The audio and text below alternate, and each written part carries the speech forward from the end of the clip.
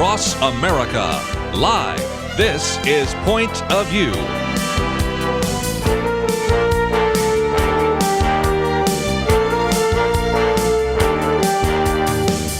And now, Kirby Anderson. Thank you for joining me today. We have a lot to cover over the next couple of hours, and I hope that you will join us for a variety of different conversations. Of course, we're going to be talking about impeachment. That's in the news, but so many other things are happening at the same time that deserve some coverage as well. As a matter of fact, one of the articles I've posted here, Hidden by Impeachment, and we'll get to that a little bit later, but it is where many people looking at the Trump presidency last week, including Donald Trump himself, said this really was a good week if you take out impeachment. Of course, that's a big thing.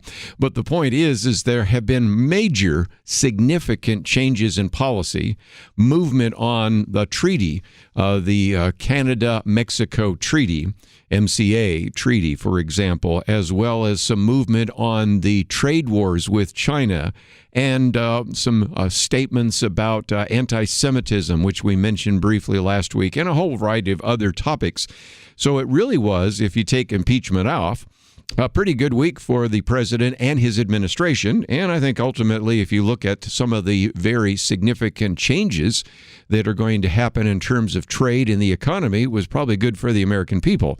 But, of course, it is completely obliterated by all the conversation about impeachment, and I'm not minimizing that at all, but I'm just trying to remind us, as always, that there are a lot of things going on, and sometimes what is covered by the mainstream press is oftentimes not as important to your faith, your family, and your freedom. So we try to cover some things other than that.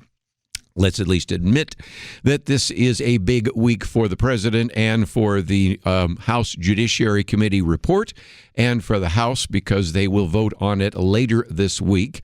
There is a 658-page report that was created, and it says, taken together, the articles charge that President Trump has placed his personal political interest above the national security, our free and fair elections. A little bit later, it says he has engaged in a pattern of misconduct that will continue if left unchecked. And hence the emphasis on we have to do this now. Rush, rush, rush, got to do it now. Of course, part of the rush is they want to take their Christmas break. But there's another real important issue there. Already, some of the charges are almost being rendered moot. What do you mean? Well, the first one on abuse of power we can get to in just a minute, but the other is obstruction of Congress. The Supreme Court has decided to take a case that was brought by the Trump administration as to whether or not he has to turn over all of his financial records. One of the arguments for the so-called obstruction of Congress is that he has not been forthcoming in doing so. And yet the argument has always been that when a president asserts executive privilege or asks that he remain quiet about certain things, after all, we never did see the medical records, for example, of Bill Clinton. And we can go through the long list of things that presidents have said that really is none of your business. Never has before that seen as an impeachable offense. And even if it is, the remedy is to do what? To actually go to the court. And the court is right now considering that. So that's one point that I could make very simply to say that this sort of renders moot at least one of the charges. We can talk about some of the others later, but I thought it would be good to do a little bit of a vote count because what is so interesting here is you have a couple of members of Congress that look like they're not going to vote for impeachment who are Democrats. And the one that has received the most number of attention, it turns out I happen to know something about because a good friend actually has known him and had him come to his church before, and that is Representative Jeff Van Drew. Now, Jeff Van Drew is a Democrat. He served in the legislature before that, and now is Congress. And interestingly enough, the decision that he made to not vote for impeachment came with his decision to also leave the Democrat Party and to become a Republican. Now, that would be the story, don't you think? I mean, remember when we had a Michigan member of Congress leave the Republican Party, they talked about why did he do so? And the story was why he made that choice. This time, the story's not about what he did. There may be somewhere where they're in this article here that I've got from CNN, they actually talk about why he did so. But instead, the whole story is about the fact that because he did so, he has some of his staff members that have decided to resign and signed a letter that they sent on to CNN. So the story is not about what was it about maybe the extreme statements by the Democrats that caused you to leave. Instead, the question was, wait a minute, why did these individuals who have served you all of a sudden decided to leave? And I think it just gives you a little bit of an idea about the way this is covered. If a Republican leaves a Republican Party, well, we want to know all about why that was done and what bothers you about that. If a Democrat leaves the Democrat Party, the stories about the aides that are no longer going to work for him, which I thought was kind of interesting. And it reminded me of the fact that over a long period of time now, we've had a number of individuals who have left the Democrat Party. Phil Gramm, for example, in the state of Texas, you remember that. And you can go through quite a number of individuals that were either in the state legislature or in Congress who ran as Democrats, decided to become Republicans, and then decided to run as Republicans. Of course, the classic one is Ronald Reagan. When he was asked, why did you leave the Democrat Party? He said, I didn't leave the Democrat Party left me. And you, of course, have people that have switched parties. We've talked about Rick Perry, who was governor, who had actually been a Democrat that then ran as a Republican as governor and had worked, I believe, even in a major campaign in 1988. I'm pretty sure he did. Condoleezza Rice was registered as a Democrat until 1982. Hillary Clinton even says she campaigned for Barry Goldwater back in 1964. Of course, she was a kid then, so that one maybe doesn't count. But if nothing else, people sometimes do change their minds. And a piece that came out just the other day with the Daily Briefing I thought was interesting because it says, beware of a person who never changes their mind. There are moments that is talking about from Scripture, the Judaizer moments when changing your mind is a bad thing, Galatians 1. But there are other moments, the Apollos moments, when changing your mind is a beneficial thing, and that would be in Acts 18. So if nothing else, we should really recognize that when a person changes their mind, especially when they're a public figure, I would really like to know why. But so far, the only curiosity on the part of some of the mainstream media is why these aides decided to abandon Representative Jeff Van Drew. And, of course, there was another question that you might have even asked, and that is if he was a Democrat that was going to vote against impeachment, why wouldn't it have made even more sense from at least the political point of view for him to remain a Democrat and lead some other Democrats to vote against impeachment, but instead leaving the party maybe is going to give him political survival. And in some respects, the little I've learned about him is that on everything from pro-life issues to Second Amendment, sounds a little bit more like a Republican anyway. Probably felt he had to run as a Democrat there in New Jersey. But nevertheless, I just thought I would bring that up. It's one of those stories where even my friend was saying maybe we can get him on. Then when he found out that all of his staff resigned, it'd probably get a little more difficult to get him on the air. But nevertheless, we'll come back and get into some other ways in which the media has been covering the Inspector General report, how they've been covering impeachment. Then we'll get into some other topics that I think are certainly relevant to what is happening in our world around us. So let's take a break. We'll cover some of that right after these important messages.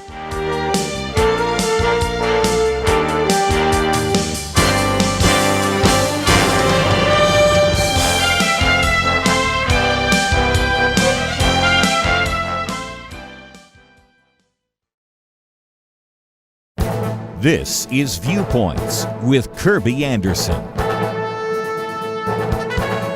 A little over a week ago, the Washington Post published a lengthy story with the title The Confession.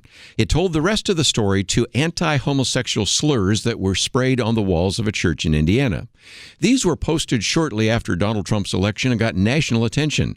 Late-night host Stephen Colbert showed an image of one of the church walls in his opening monologue. As you might imagine from the title, the police investigation led to a confession that this was yet another hate crime hoax. Let me give credit to the writer and the Washington Post for covering the story, even though some believe it was a partial attempt to rehabilitate the image of the hoaxer. The article also mentions the well-known story about Jussie Smollett. In fact, you could even argue that the incident at this Indiana church provided the template for other hate crime hoaxes that have been in the news the last few years. The investigator for the sheriff's department felt something didn't make a great deal of sense.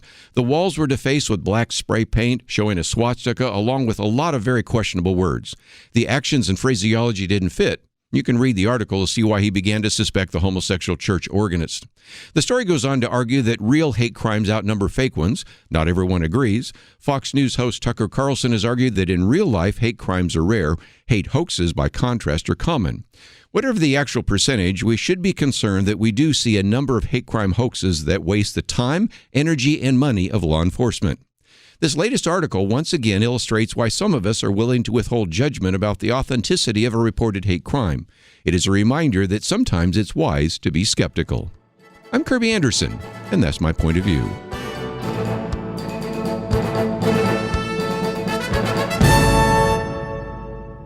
Take Kirby and the Point of View team with you on the go with the Point of View app. Search for Point of View Radio at the Apple or Google Play stores.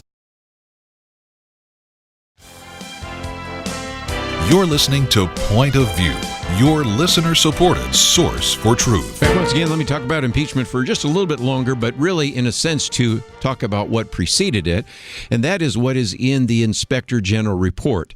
Now, this latest report that is making a case for impeachment is 658 pages. I'm not going to read it. You're not going to read it either, but I'm sure in the next day or two we'll have some people that have taken the time to read through it, summarize it, and help us understand what the points are in it.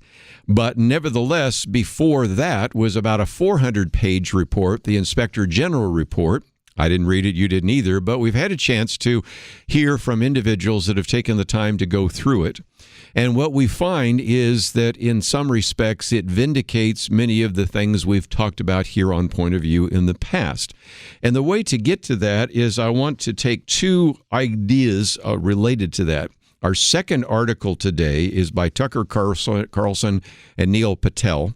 The media has some apologizing to do after the IG report. So I want to focus on that for a minute and then also talk about one individual who is a Republican, but also was very critical of what had happened in the House under the work that was done by David Nunes.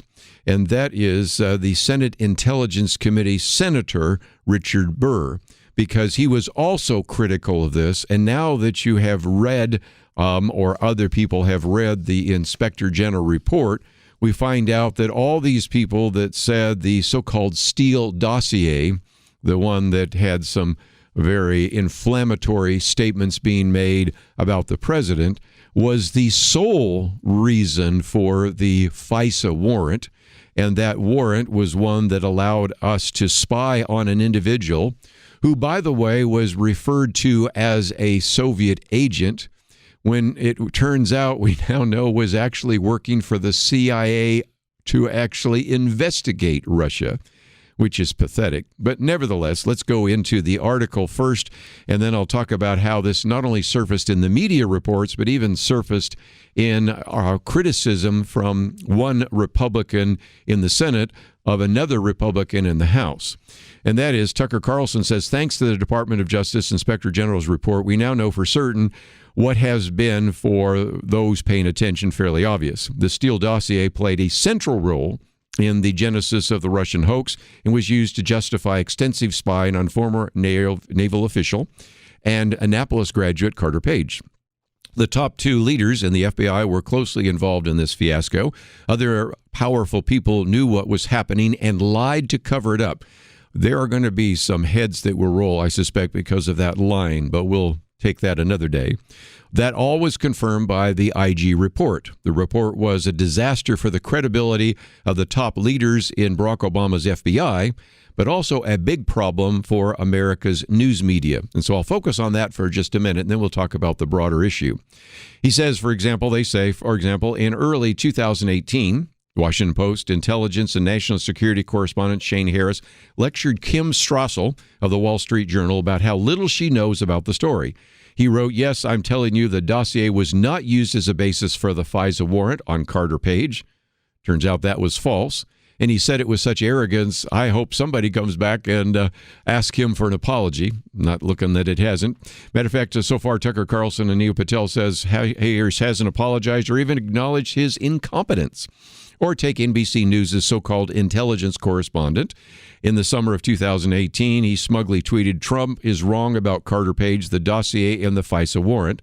But it looks like Trump was right and he was wrong. CNN newsroom anchor and chief national security correspondent Jim Sciutto did admit the Steele dossier might have been used for the warrant, but don't be impressed because he lectured readers that the FBI would corroborate information in the dossier on its own before using such intel to justify the FISA warrant. Of course, that did not happen. In fact, the FBI hid information showing the dossier was false. And did he issue a correction? Of course not. But it does seem a little unfair to focus on him, who's merely following the lead of almost everyone else at CNN, all of whom were frantically trying to convince us that the dossier was irrelevant. Because now they quote from another CNN senior justice correspondent, Evan Perez, who said, "You know, a lot of people will focus on the dossier. A lot of people will focus on FISA, on Carter Page. They'll say they were spying on a campaign, but at the beginning, this is about what Russia was doing." Actually, no, it was not. Then you have the CNN crime and justice correspondent who says now Republicans are trying to claim that the dossier was key to getting the FISA, the surveillance warrant for Carter Page, but the Democrat memo clearly shows it wasn't key. Then you have, of course, James Clapper. Now, there's an individual that has lied on so many occasions. Something has to be done someplace, doesn't it?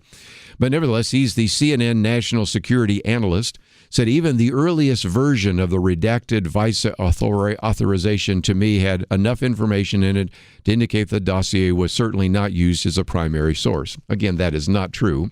And somebody used this illustration the other day that it is interesting that on CNN, what they do is they don't really hire investigative journalists anymore to go on the air. They hire individuals that worked in the previous administration who disagree with the current administration to actually speak to these issues. And somebody used the illustration, it's a little bit like hiring former energy executives to criticize climate change. You could come up with some others. It would be like hiring former people that worked for the various tobacco companies to evaluate every study on whether or not tobacco covers cancer, affects cancer, or causes cancer, or whatever. You can kind of see that there's a problem here because you have people in the previous administration that disagree with this administration who then just wave a hand and say, well, I can tell you that that's not the case, when it actually was. And so anyway, Tucker Carlson and Evan Patel says, everything you just read turned out to be wrong. Has CNN retracted the comments or apologized? He says that's a rhetorical question. Apologies require introspection and integrity. At CNN, they're doubling down. CNN's Don Lemon explained by definition everything CNN reported is true. Don Lemon said, so how is the White House and the Republican Party dealing with the articles of impeachment and an Inspector General report that debunked conspiracy theories? Gaslighting. The FBI obtained proper warrants. You should read the report. Facts first. None of that is true. The report found that the launch of the Russia investigation was legally sound, unbiased, and no spying occurred. If you're not familiar with the term gaslighting, I used it yesterday in my Sunday school class. People wonder what that is.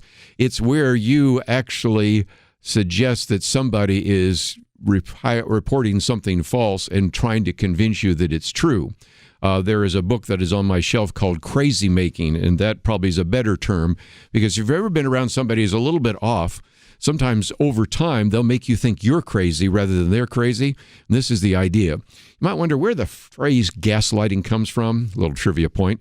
There was a movie a number of years ago called Gaslighting, and the idea was the husband was trying to convince his wife that she was nuts. So he changed the amount of gas lights in the house so that the light, the darkness and light of the house was changing, but convinced her that it was all in her mind, that the same amount of light was coming in every night. And that's where this idea of gaslighting comes from. And quite frankly, that's exactly what CNN is doing right now. They're actually looking at a report and saying it debunked a conspiracy theory, and they obtained proper warrants when it says just the opposite. So anyway, that's kind of interesting. And then he goes on and has some quotes from Chris Cuomo and a number of others. But the point I'm making is that the reports that we received in the past were incorrect. And that also led to a fair amount of criticism from even people in the Senate to what was happening in the House. Because in the House, you have a man by the name of Devin Nunes. We've talked about him before. And he had actually put out a memo. This is a year and a half ago, almost now coming up to almost 2 years in February, in which he argued that indeed this dossier formed an essential part of the application to spy on Carter Page and thus the whole Trump campaign. And that led to a very interesting counterpart in the Senate, and that would be Senator Richard Burr, who was the chairperson of the Senate Intelligence Committee. And you had all sorts of headlines that CNN loved to talk about. Burr breaks with Nunes, because he was arguing that he was convinced that the FISA warrant had very good reasons for this, and kind of just dismiss this 4-page memo that was produced by Representative Devin Nunes. Well, it turns out that Nunes was right and Burr was wrong, and Burr was saying this with, again, the same kind of almost confirmation and confidence that turns out to be erroneous. So if nothing else, just a reminder that sometimes when somebody says it with just great confidence, and they're convinced that they are right and you're wrong, it's quite possible they might be wrong. And this latest report helps us understand that. Let's take a break. We got a lot more to cover, and we will do so right after this.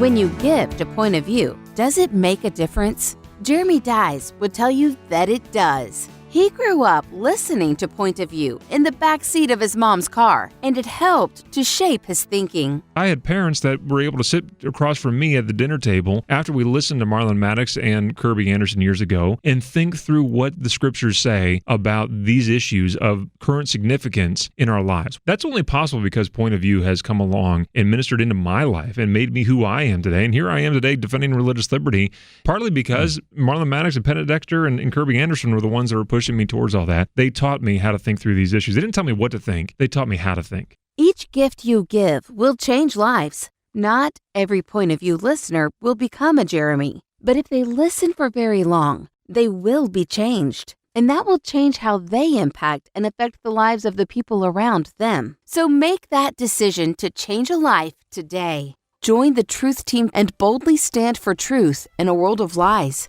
distortion, and information manipulation.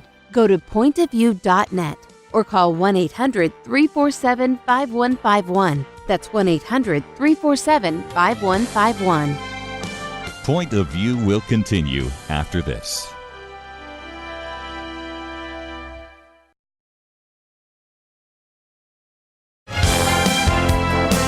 You are listening to Point of View.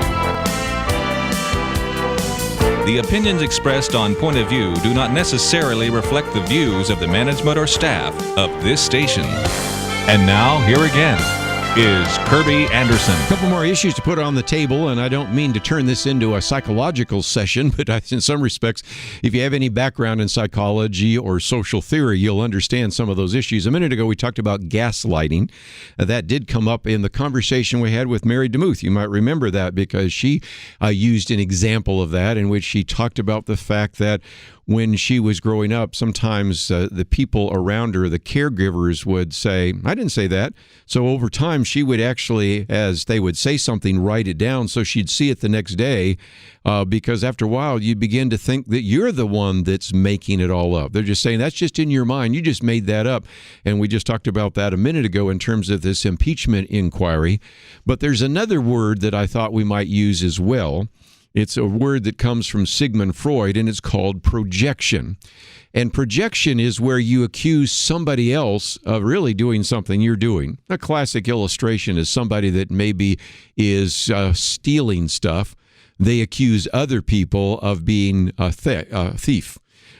People that routinely lie. You know, maybe they even have a psychological disposition towards that, because there are some people that are almost pathological liars. They lie even when there's no need to lie.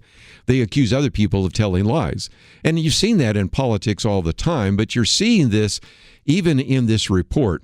Again, I'm not going to read 658 pages in the report, but the headline for it oftentimes in some of the news that has come out today has been President Trump has realized the framers' worst nightmare. So the implication is that the framers were concerned about somebody like Donald Trump.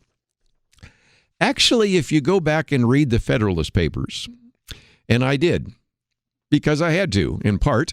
When I was in graduate school, we read the Federalist Papers and exegeted them almost like you would exegete the Bible, okay? Federalist Paper number 65 by Alexander Hamilton is where he was expressing why they actually set up impeachment the way that they did. Because his argument was, and I'll quote from it, and you'll begin to realize this is 18th century language, so we kind of tear it apart here, is he's talking about the prosecution of impeachment will seldom fail to agitate the passions of the whole community and to divide it into parties more or less friendly or inimical to the accused. In many cases, it will connect itself with the pre-existing factions and will enlist all their animosities, partialities, influence, and interest on one side, and on the other side, in such cases, there will always be the greatest danger that the decision will be regulated more by the comparable strength of parties than by the real demonstrations of innocence or guilt. A long, convoluted way to say this. Jonathan Adler, in his piece, by the way, he's a lawyer, his kind of commentary on this I thought was really good. That is, Hamilton was concerned of the risk of impeachment because the impeachment accusation comes in the House, but the conviction and the removal will come in what? The Senate. And the hope was, as Jonathan Adler points out, and I think you can figure out by reading the rest of Federalist Paper number 65 is that the Senate would be more insulated from all of the factions that exist. Whereas the House, because it is tied into the factions, it's elected every 2 years. And remember back then, the Senate was actually appointed by the legislature. So you didn't even have a direct election, which we, of course, have today with the 17th Amendment. And so the idea was, okay, there may be some individuals that just hate a president, a judge, whoever, and yet they haven't necessarily figured out the guilt or innocence, as he says here. It won't be, in this particular case, looking at innocence or guilt, but instead will be based upon animosities, partialities, influence, and interest on one side or the other.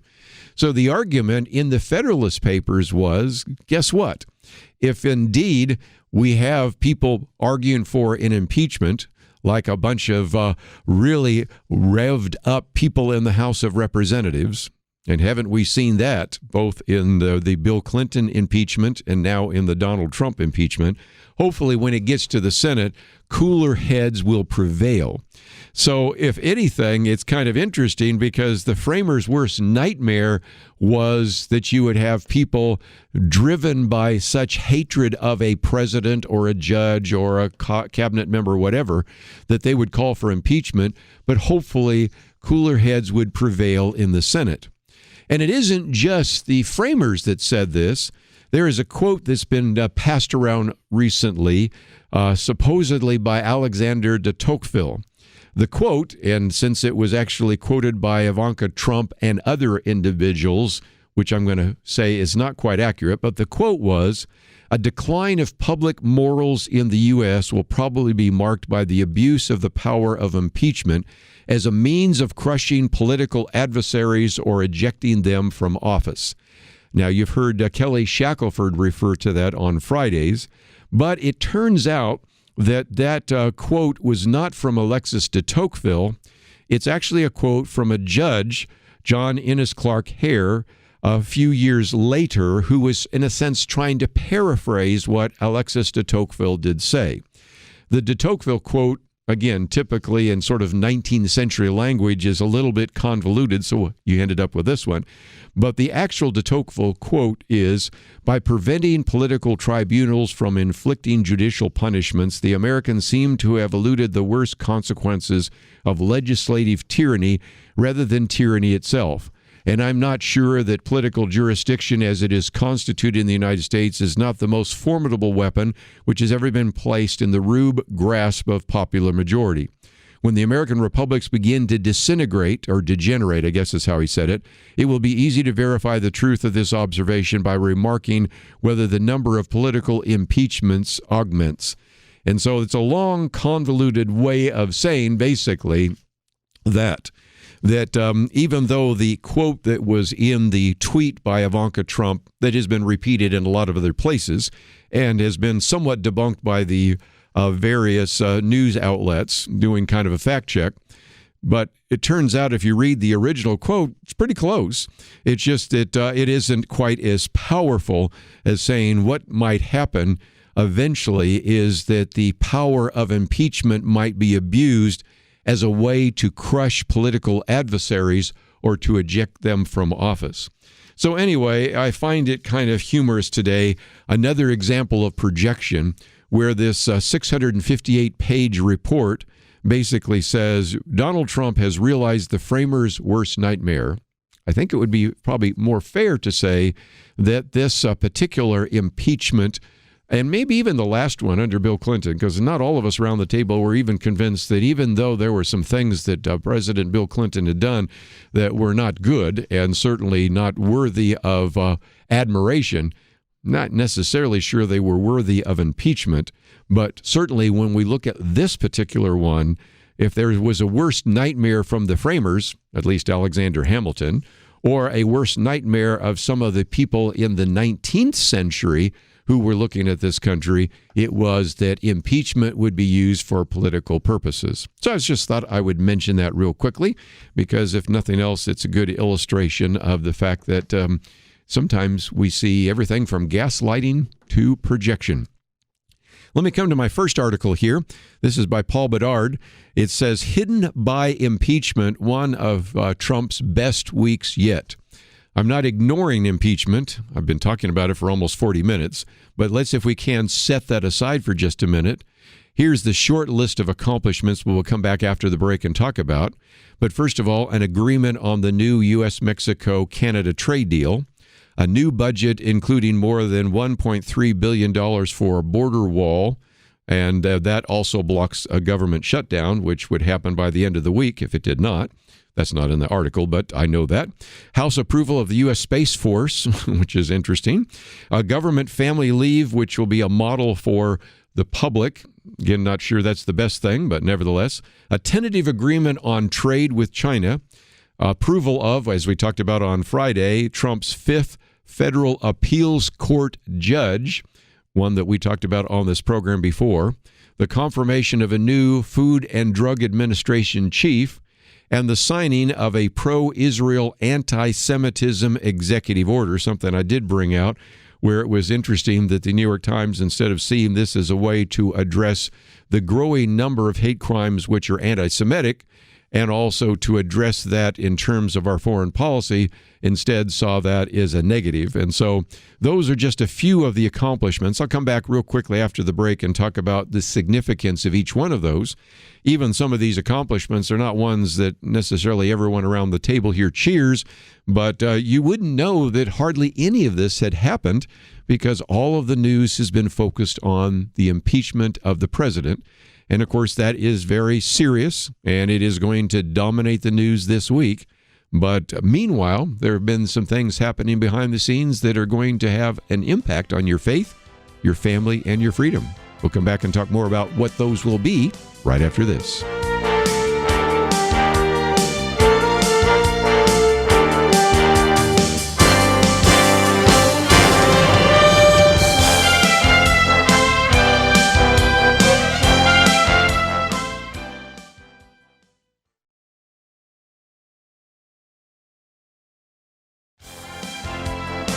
Now, back to Point of View, your listener-supported source for truth. Okay, for a few more minutes, let me just kind of give you a program note. In about 15 minutes or so, we're going to have Audrey Frank with us, Covered Glory, the Face of Honor and Shame in the Muslim World. I have a chance to spend just a little bit of time talking briefly about what happens to Muslim women in particular in the Muslim world. Just a powerful book, and we'll just cover some of that fairly quickly and then get back into some of the news. And then the next hour at 2 o'clock Central Time. Hank Hanegraaff will be with us. Truth Matters, Life Matters More. And the book's kind of divided half and half. It goes A, B, C, D, E, F. Again, it's always easy to follow Hank Hanegraaff. Matter of fact, he even has one on fact and a few other things, all sorts of acrostics he uses to remember various words. But he talks about first the whole truth issue, and we'll spend some time talking about that. That's apologetics and evidence for faith and evidence for our belief in the deity of Jesus Christ and reliability of the Bible and all that. And then the second half is because I think as much as anything, his emphasis over these last couple of years now becoming Greek Orthodox, and that'll be one of the few times we'll have a chance to hear somebody that's kind of endured and read and learned and studied all of that, because that really requires a lot of study on some of the early church fathers and things like that, how in some respects, even though we have the facts, we also have to have the faith. Even though we have the mind or the brain, we also need to have the heart. So we'll be talking about Truth Matters, Life Matters More about an hour and a half from now. But nevertheless, just wanted to get back to this first article, and that is some of the pollsters, interestingly enough, has said eventually this is probably going to be very significant for the people that approve of Donald Trump once they understand some of the things that have been taking place. But of course, it's overshadowed right now by impeachment. He's not the only one. Doug Weed's been on the program with us before, and he's been kind of a biographer of Trump. He said, perhaps for now, what he accomplished this week will be overshadowed by the impeachment. But by next summer, the impeachment may be seen as a mean-spirited and partisan, and even string of victories will add to his incredible list of victories going into election season. Now, again, he tends to be a pro-Trump type person, so that's kind of his view, but nevertheless, may be right. But let me go through this list real quickly, again, just because it just doesn't get covered anywhere else, and it's at least worth mentioning. Like the president or not, you got to like some of the policies that are going to mean the difference for the American people. The first is this trade deal, the U.S.-Mexico-Canada trade deal, and that is going to replace the so-called free trade deal, and I really don't think it was much of one from the 1990s. It actually has some various provisions in there, which I wish we would have an ongoing sort of robust debate about. But nevertheless, looks like that might eventually pass. And frankly, the only reason it may be passing is because the Democrats are looking around saying, if we're going to run for re-election, we have to point to something. And right now, we can point to an impeachment. That's about all we can point to. So that is the case. You have a budget that at least provides money for a border wall. And that's important because the other day you had a judge in El Paso say that you cannot, Mr. President, take money that was allocated for the Defense Department and use it for the defense of this country by building a wall. But you can do some other things. You can take money from drug busts and a variety of others. And we were headed, by the way, for another shutdown by the end of this week, and so that forestalls that. We have the House approval of the U.S. Space Force, which is kind of a new branch of the military. And again, recognize that there may be an attempt in the future to shoot down satellites, which gives us eyes and view of all the world, but we'll see where that takes us. Family leave's kind of been in the debate there, so we'll see where that goes. And then, of course, this tentative agreement on trade with China. Now, the other day I was talking to somebody who said, I was hoping that they would postpone this a little bit longer to make China feel the pressure. Well, I went back and looked at the deal, and the deal is only phase one. And it still has, in some cases, still 25% tariffs on a number of China goods. So it's not like all of that has been removed. And if China doesn't do some of the things that it's supposed to do, he'll reinstitute that. And that's about all we can get, because China right now, as we talked about a week ago, I think is just waiting around to see whether or not Donald Trump is reelected. Because if he's not, I think they believe that they can pressure a Democrat in office to actually remove some of the tariffs and some of the various trade deal regulations and sanctions. So that's the case. One that I think is going to have the greatest impact are these federal judges, and now a 50th judge to the appeals court. There have been all sorts of ones to the lower courts, but now also to the appeals courts. And you have a record-setting number of judges that have been put there. as they said, a confirmation of the Food and Drug Administration chief, the pro-Israel anti-Semitism executive order. And, oh, by the way, Wall Street hit another record, which is, I think, kind of interesting in terms of the stock market. So all of that to, once again, emphasize this first article, that even though you probably have not heard about this, except maybe here at Point of View, it's been a pretty good week for the president, apart from impeachment, which, of course, has clouded out everything else. Just before we take a break, I thought I would give you one more illustration of the way in which the media doesn't cover some of these stories the way they should. This comes from our friend Robert Knight. His piece is called Impeachment, the Gift That Keeps on Giving, and really he spends a lot of time talking about impeachment. We've already sort of done that. But then he comes to a very interesting statement, and that is the current Attorney General of the United States, who's William Barr, as we mentioned last Monday, summarized the findings in the Inspector General report, the Horowitz findings, by saying, in the rush to obtain and maintain the FISA surveillance of Trump campaign associates, William Barr said FBI officials misled the FISA court, omitted critical exculpatory facts from their findings, things that would prevent them from getting a warrant, and suppressed or ignored information negating the reliability of their principal source. So how did the Washington Post cover that? Well, they ran an editorial bashing the Attorney General William Barr, although the Post did admit that the FBI committed some serious lapses. And on the same day, then they ran a column, to their credit, by conservative talk show host Hugh Hewitt's been on the program with us before, defending William Barr, but gave far more, according to Robert Knight's, prominence and space to the former Attorney General Eric Holder, entitled William Barr is Unfit to be an Attorney General.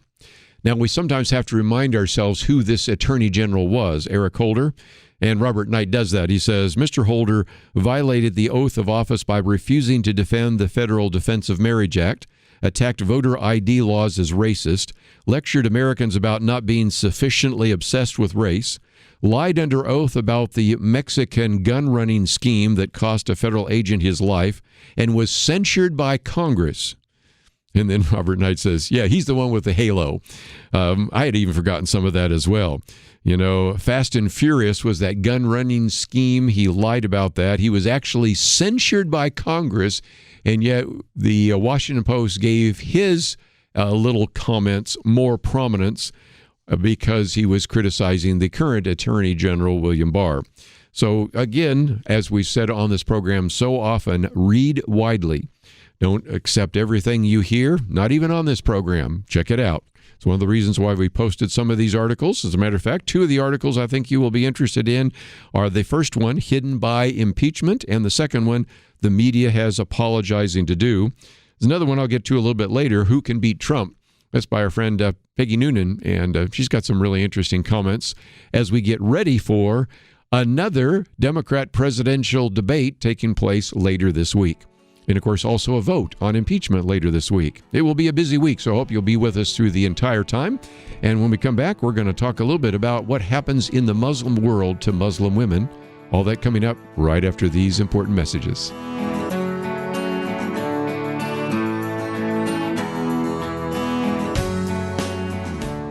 Point of View is committed to spreading the truth, oftentimes a truth that those in political power don't like getting heard.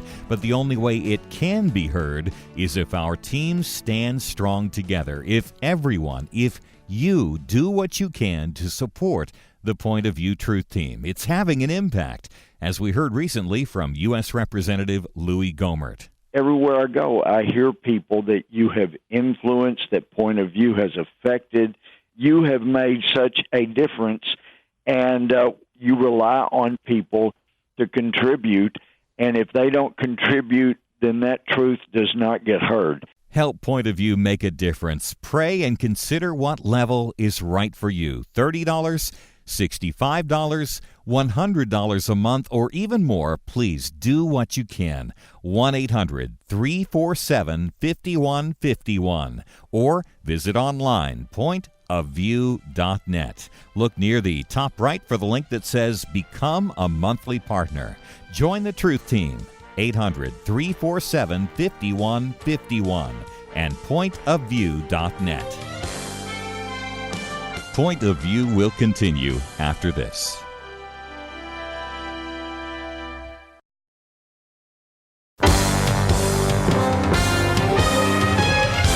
Across America, live, this is Point of View.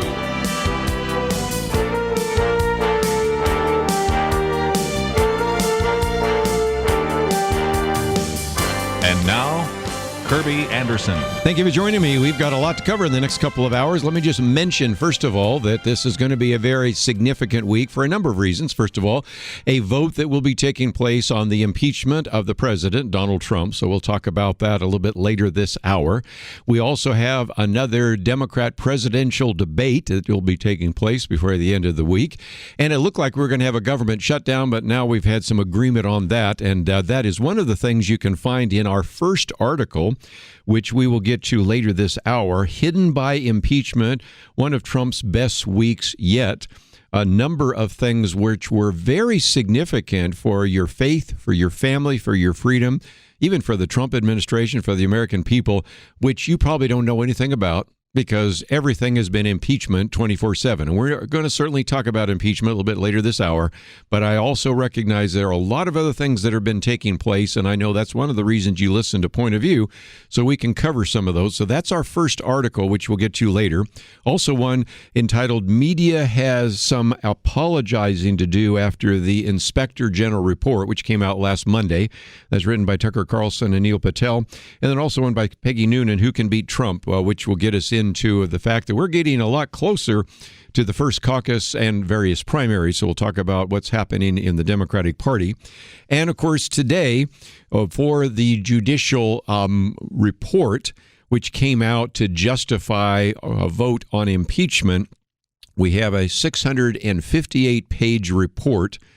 No, I'm not going to read it. You won't either, but we'll summarize some of that later, perhaps later this week when we have a little more time to talk about what is in there from people that have taken the time to read it in detail. So those are all some things we will cover a little bit later this hour. But let me bring to the microphone an individual that has written a book that will help us understand what it's like, for example, to be a Muslim woman in the Muslim world, and even to be a Muslim woman here in the United States. You have heard us many times talk about how to reach out to our Muslim friends, neighbors, and coworkers. And this is just another resource for you to know more about. Covered Glory, The Face of Honor and Shame in the Muslim World. It is written by Audrey Frank, and I might mention that we have a link to our website, which also has a downloadable leader's guide, which is available on the website. So you don't have to find all of those links because we have those on our website, pointofview.net. And she is an author, a speaker, and an individual that has really kind of gotten into this whole idea of what honor and shame look like. She's, of course, been serving Muslims overseas as well as the United States as a popular speaker and an individual that I think you're really going to enjoy hearing from. Forward by Ruth Ripken and Nick Ripken, of course, author of the book that we've mentioned before, The Insanity of God. And Audrey, I appreciate you joining us today here on Point of View. Thank you. It's a pleasure to be with you.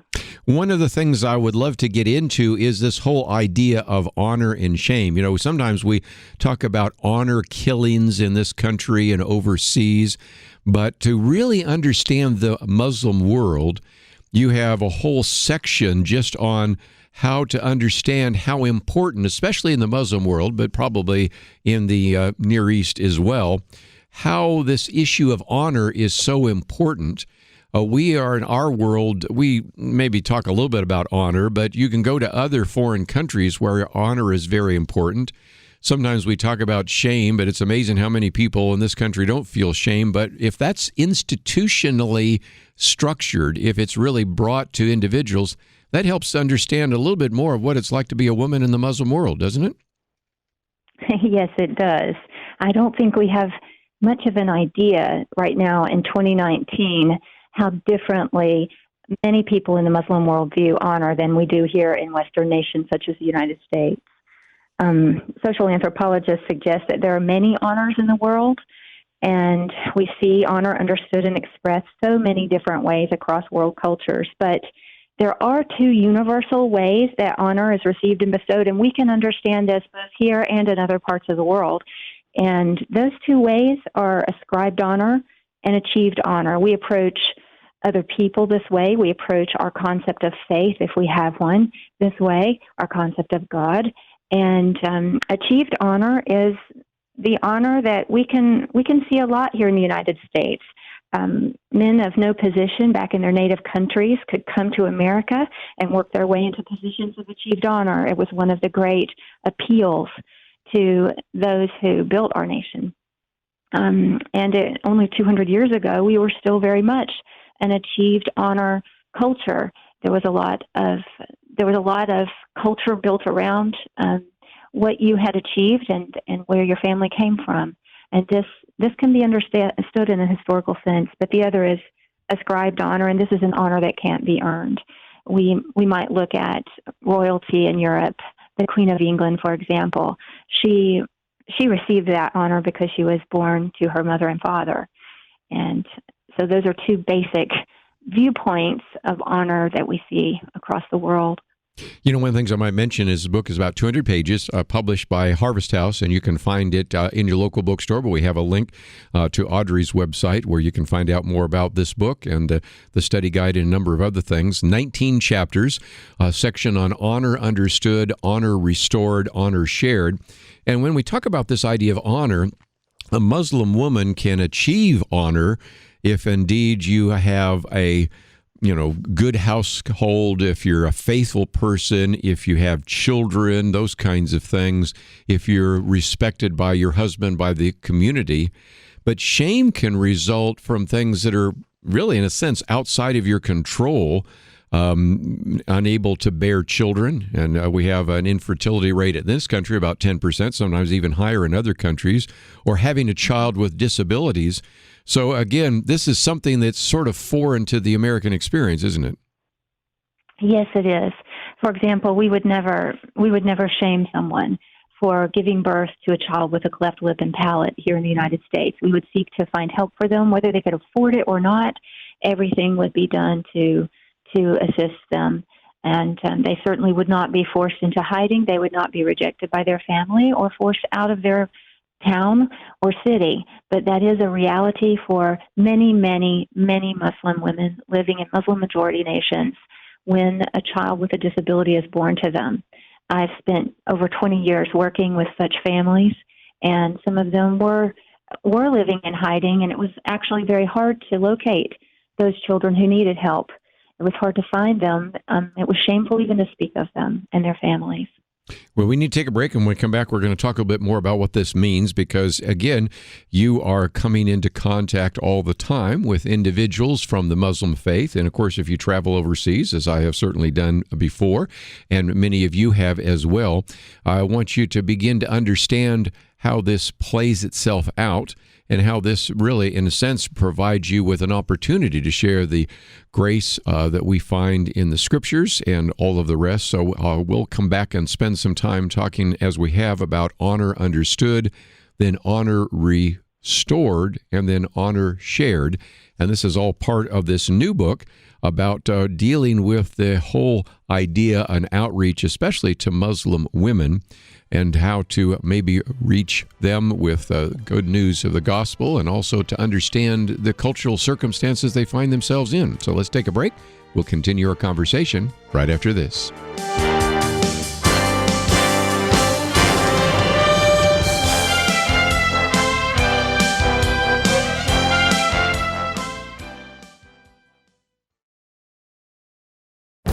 This is Viewpoints with Kirby Anderson. A little over a week ago, the Washington Post published a lengthy story with the title The Confession.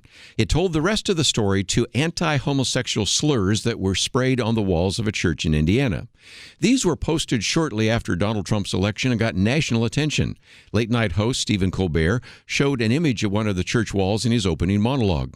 As you might imagine from the title, the police investigation led to a confession that this was yet another hate crime hoax.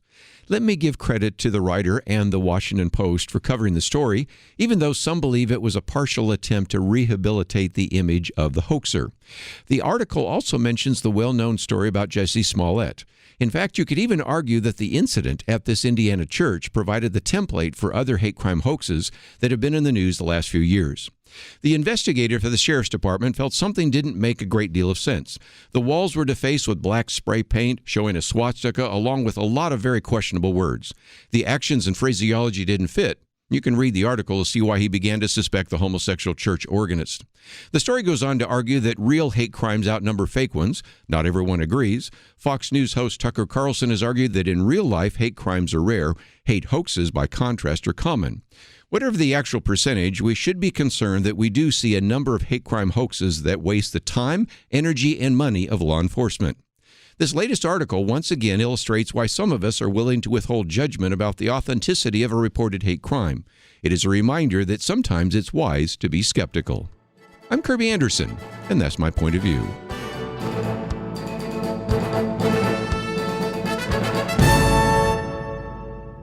Take Kirby and the Point of View team with you on the go with the Point of View app. Search for Point of View Radio at the Apple or Google Play stores.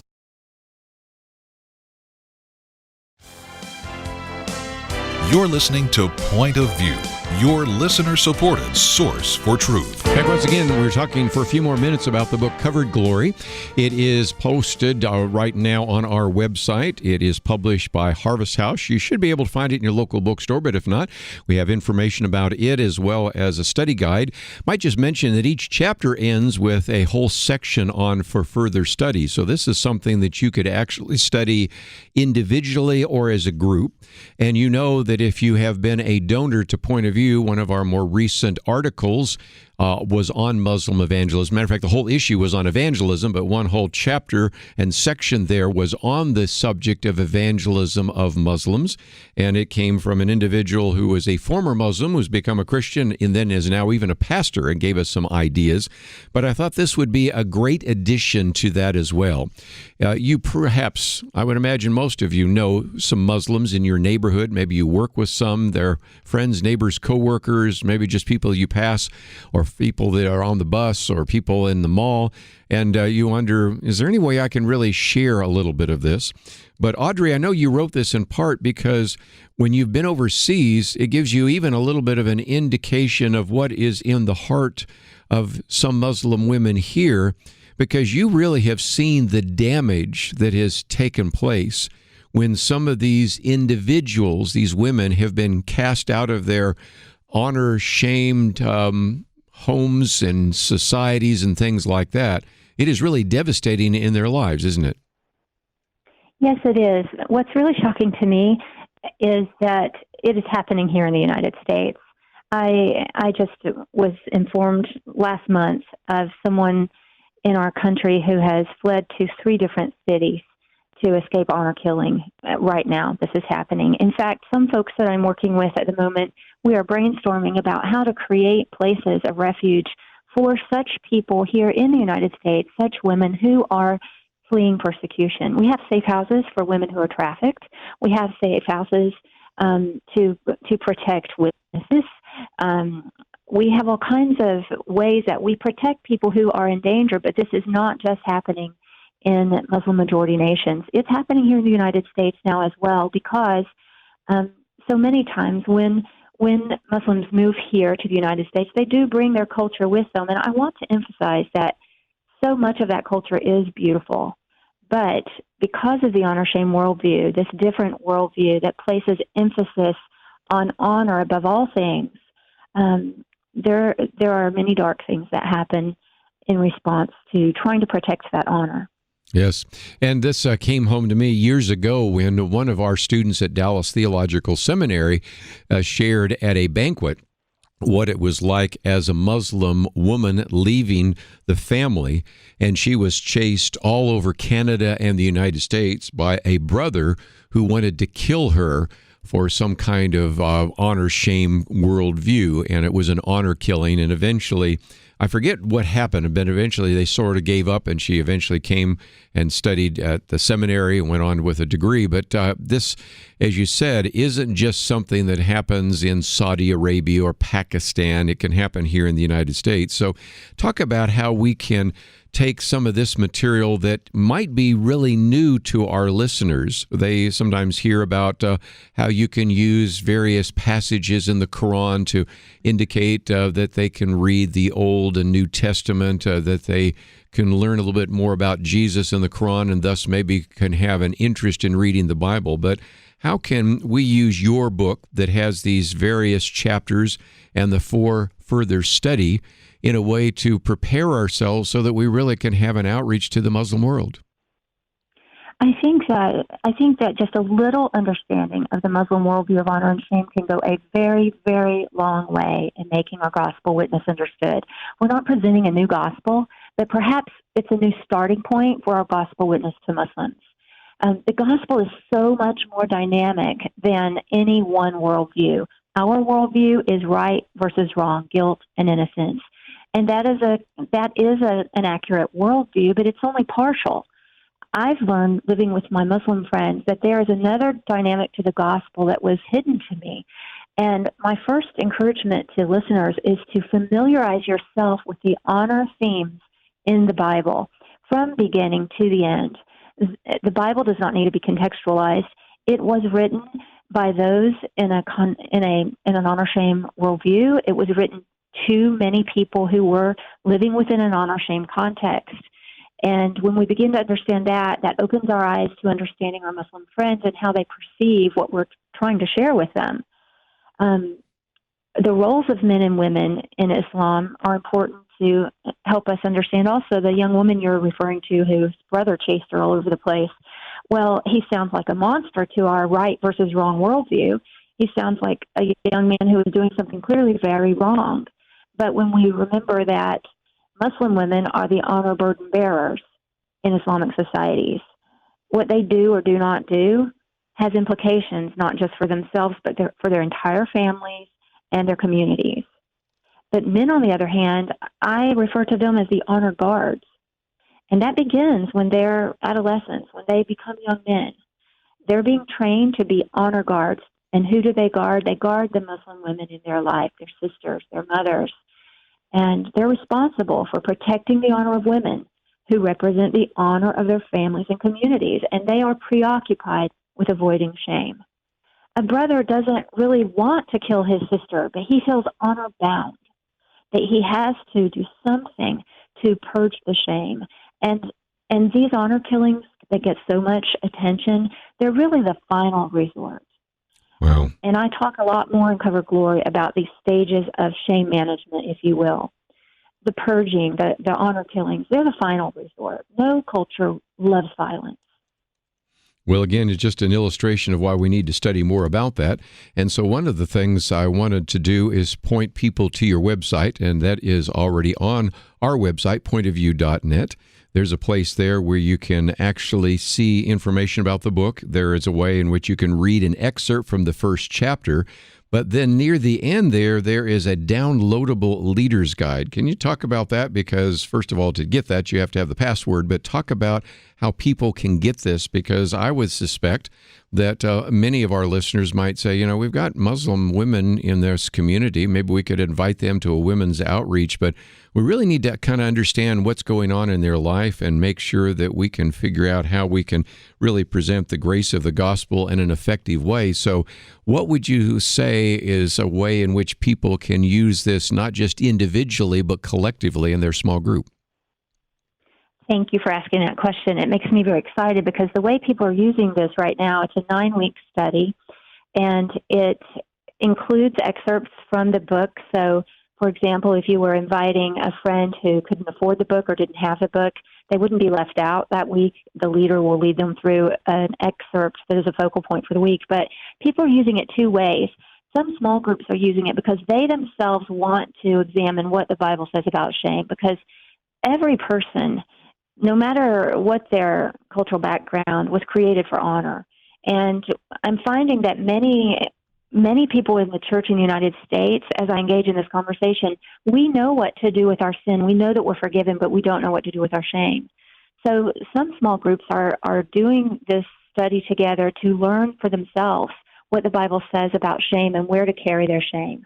But others are using it as an outreach for Muslim women in their community and inviting them into a book club Bible study and learning and examining these scriptures together with their Muslim friends. So it depends on what your need is. Yes, well, and again, I would encourage people as they're kind of thinking about New Year, wanting to maybe have a Bible study, they might say, we've got a number of Muslim women in our community. This could be a great outreach, but we want to sort of know what we can do. We understand this idea of honor and shame and what that means, and we want to know how to present the gospel, and we want to be more effective in terms of being a great witness even in our own community.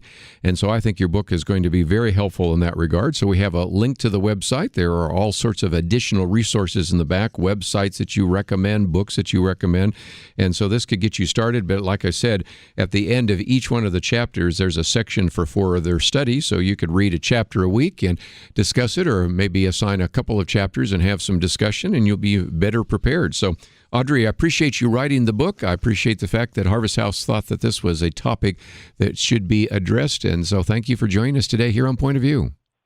It's been my pleasure. Thank you so much. Again, we have more information about Audrey Frank on our website, pointofview.net. And again, the book is entitled Covered Glory. We come back from the break. Okay, well, we have moving ahead on impeachment. And so I want to give you a little bit of an overview there. This interesting 658-page report, I'm already reading about it. No, I don't plan to read all 658 pages. I don't think you do either, but I'll give you a summary of it. And what it, I think, illustrates is something after the break I'll talk about. It really illustrates what it might even be called projection. Then we'll get into some of the very positive things that happened last week, but you wouldn't know about them because everybody's talking about impeachment. So we'll talk about them right after these important messages.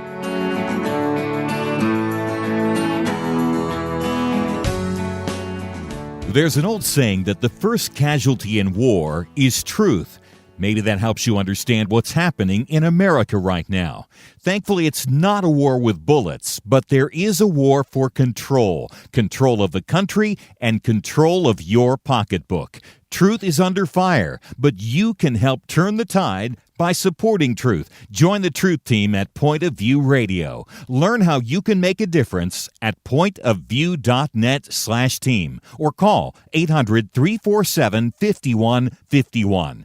Don't let truth become a casualty on your watch. Pointofview.net/team and 800-347-5151.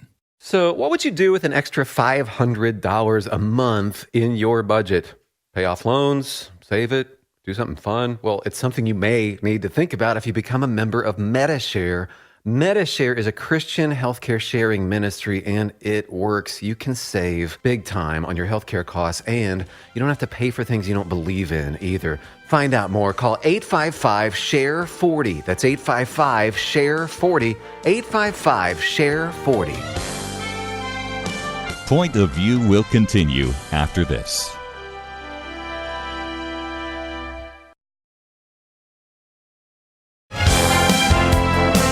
You are listening to Point of View.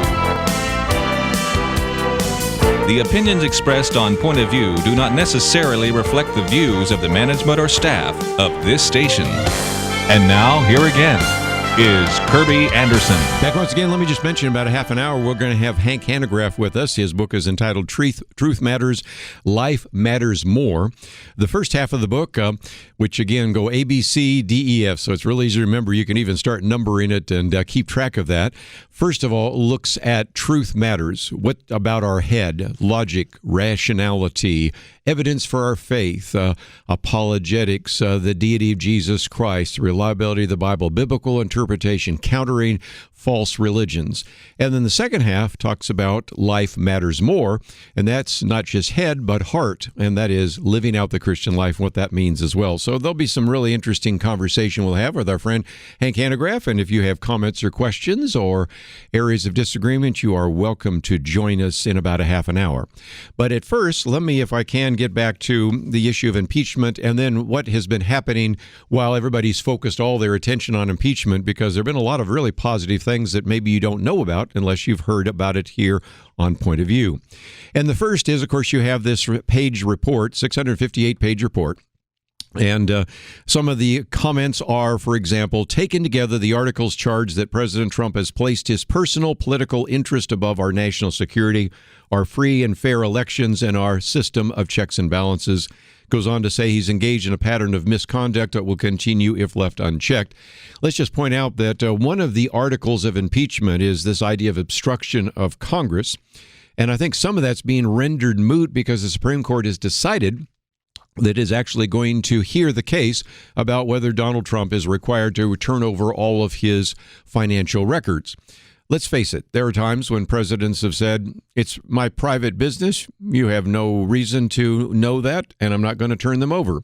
Bill Clinton never turned over his medical records to my knowledge, and the president doesn't want to turn over his financial records. And of course, then you have the whole issue of executive privilege, and that's always resolved by what? Well, we go to the courts. And there's really no reason to see that as obstruction of Congress. There have always been tensions between the executive branch and the legislative branch, going all the way back to our founding. But again, those are resolved in the other branch called the judicial branch. So that's kind of intriguing. But nevertheless, if you haven't read this, and I don't think any of us are going to sit down and read 658 pages, it has been summarized, interestingly enough, with this phrase. The committee wrote in this, President Trump has realized the framers' worst nightmare. So was it the framers' worst nightmare? I think this is a good example of what Sigmund Freud referred to as projection. I don't want to turn this into a psychology class, but if you've ever studied that before, we know that some people project their own image of themselves. In other words, if a person has this tendency to steal things, they're always afraid somebody's going to steal something from them. If a person is a liar, maybe even a pathological liar, they always accuse everybody else of lying when that's really what they're doing. And I think this is a good example of that, because if you go back and read the framers, and I do, in graduate school, I had to read the Federalist Papers, and one of those Federalist Papers is Federalist Paper number 65. Alexander Hamilton actually said, and you can read it for yourself, that he said, for some reason, some will seldom fail to agitate the passions of the whole community and divide it into parties more or less friendly or inimical to the accused. In many cases, it will connect itself with the pre-existing factions and will enlist all their animosities, partialities, influence, and interest on one side or on the other. And in such cases, there will always be the greater danger that the decision will be regulated more by the comparative strength of the parties than by the real demonstrations of innocence or guilt. Long, convoluted way using 18th century language to basically say this. The decision to actually impeach a judge, a cabinet officer, or the president might eventually simply be who has the greatest political power in Congress, and it may be decided on the basis of animosities, factions, partialities, or whatever, rather than on guilt or innocence. And Jonathan Adler, I think, did a very good job of doing kind of a commentary on Federalist Paper number 65, in which he said, this is why the framers put this together. Impeachment, which was done in the House, and conviction and removal from office, which was done in the Senate, was done because the Senate would be more insulated from factional pressures and be able to evaluate the case for or against impeachment somewhat independently.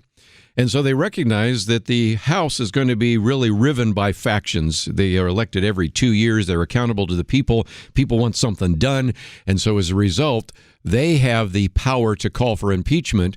But then the Senate, and recognize that back then, the Senate was actually created through various state legislatures, now the 17th Amendment, direct election. But still the idea was that cooler heads might prevail in the Senate to prevent this kind of factionalism from taking over.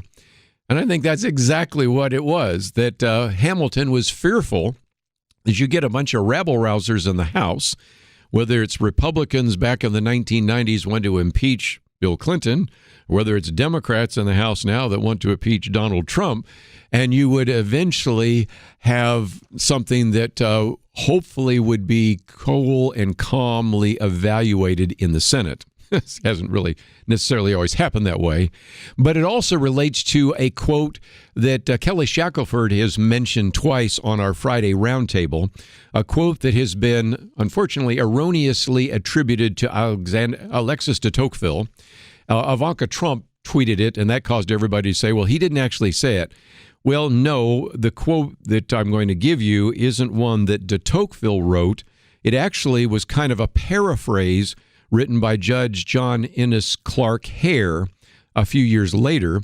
The quote, I think, is easier to understand because the quote that has been attributed to de Tocqueville says, a decline of public morals in the United States will probably be marked by the abuse of power of impeachment. In other words, he was afraid that eventually when there's a decline of morals, people will use impeachment, what? And then I'll continue the quote, as a means of crushing political adversaries or ejecting them from office. Now, that's not a de Tocqueville quote, but it's a paraphrase. I've got in front of me here the actual quote that goes on for a couple of sentences and basically says the same thing. So don't attribute it to Alexis de Tocqueville, although that's essentially what he was saying. He was afraid that the American republics would degenerate into something where they would simply be using impeachment as a political weapon.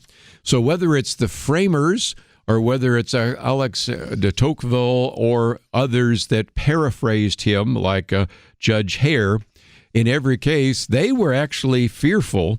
And so, if anything, the framers' worst nightmare was what's happening right now, a politically motivated impeachment, and maybe even the one that took place in the 1990s against Bill Clinton. But before we take a break, can I give you some good news? In the midst of all the time and energy spent on this impeachment, behind the scenes, all sorts of things have been happening, many of which are really positive for your faith, your family, or your freedom. First of all, we have a new agreement on the U.S.-Mexico-Canada trade deal. Hasn't passed yet, but might. We have a budget deal that actually allocates about $1.3 billion for a border wall and blocks the possibility of a government shutdown. I don't know if you realize, but a government shutdown was going to happen on Friday if we didn't do this. But, of course, this is important for the wall because the other day you had a federal judge, I believe it was in El Paso, that said that the president could not use money from the Defense Department to build the wall because the Defense Department is for security and trying to secure a border is not security, if you can understand that. So this is a way to continue to build the border wall. House approval of the U.S. Space Force, which is kind of a new branch of the military. Government family leave, not something we're real thrilled about, but nevertheless, that has been pushed forward. A tentative agreement, at least a phase 1 agreement on trade with China, which means we have had unbelievable success, 266,000 new jobs created last month, and that's with a trade war taking place. Imagine what it looks like next year if we don't have a trade war. That would be interesting. As well as Kelly Shackelford pointed out on Friday, the approval of Donald Trump's 50th federal appeals court judge. And there's more than that because you have the federal courts as well. This is just the federal appeals court judge, which is unprecedented. Nothing like that has ever happened before, which we've said before is going to affect not just you and your children, but your grandchildren. A confirmation of a new Food and Drug Administration chief, the signing of a pro-Israel anti-Semitism executive order, which I talked about the other day, which the New York Times could not praise, but instead criticized, when I think it actually is very positive. And, of course, Wall Street hit another record on the stock market. Those are all things happening in the background that maybe haven't even been covered because they've been overshadowed by the impeachment.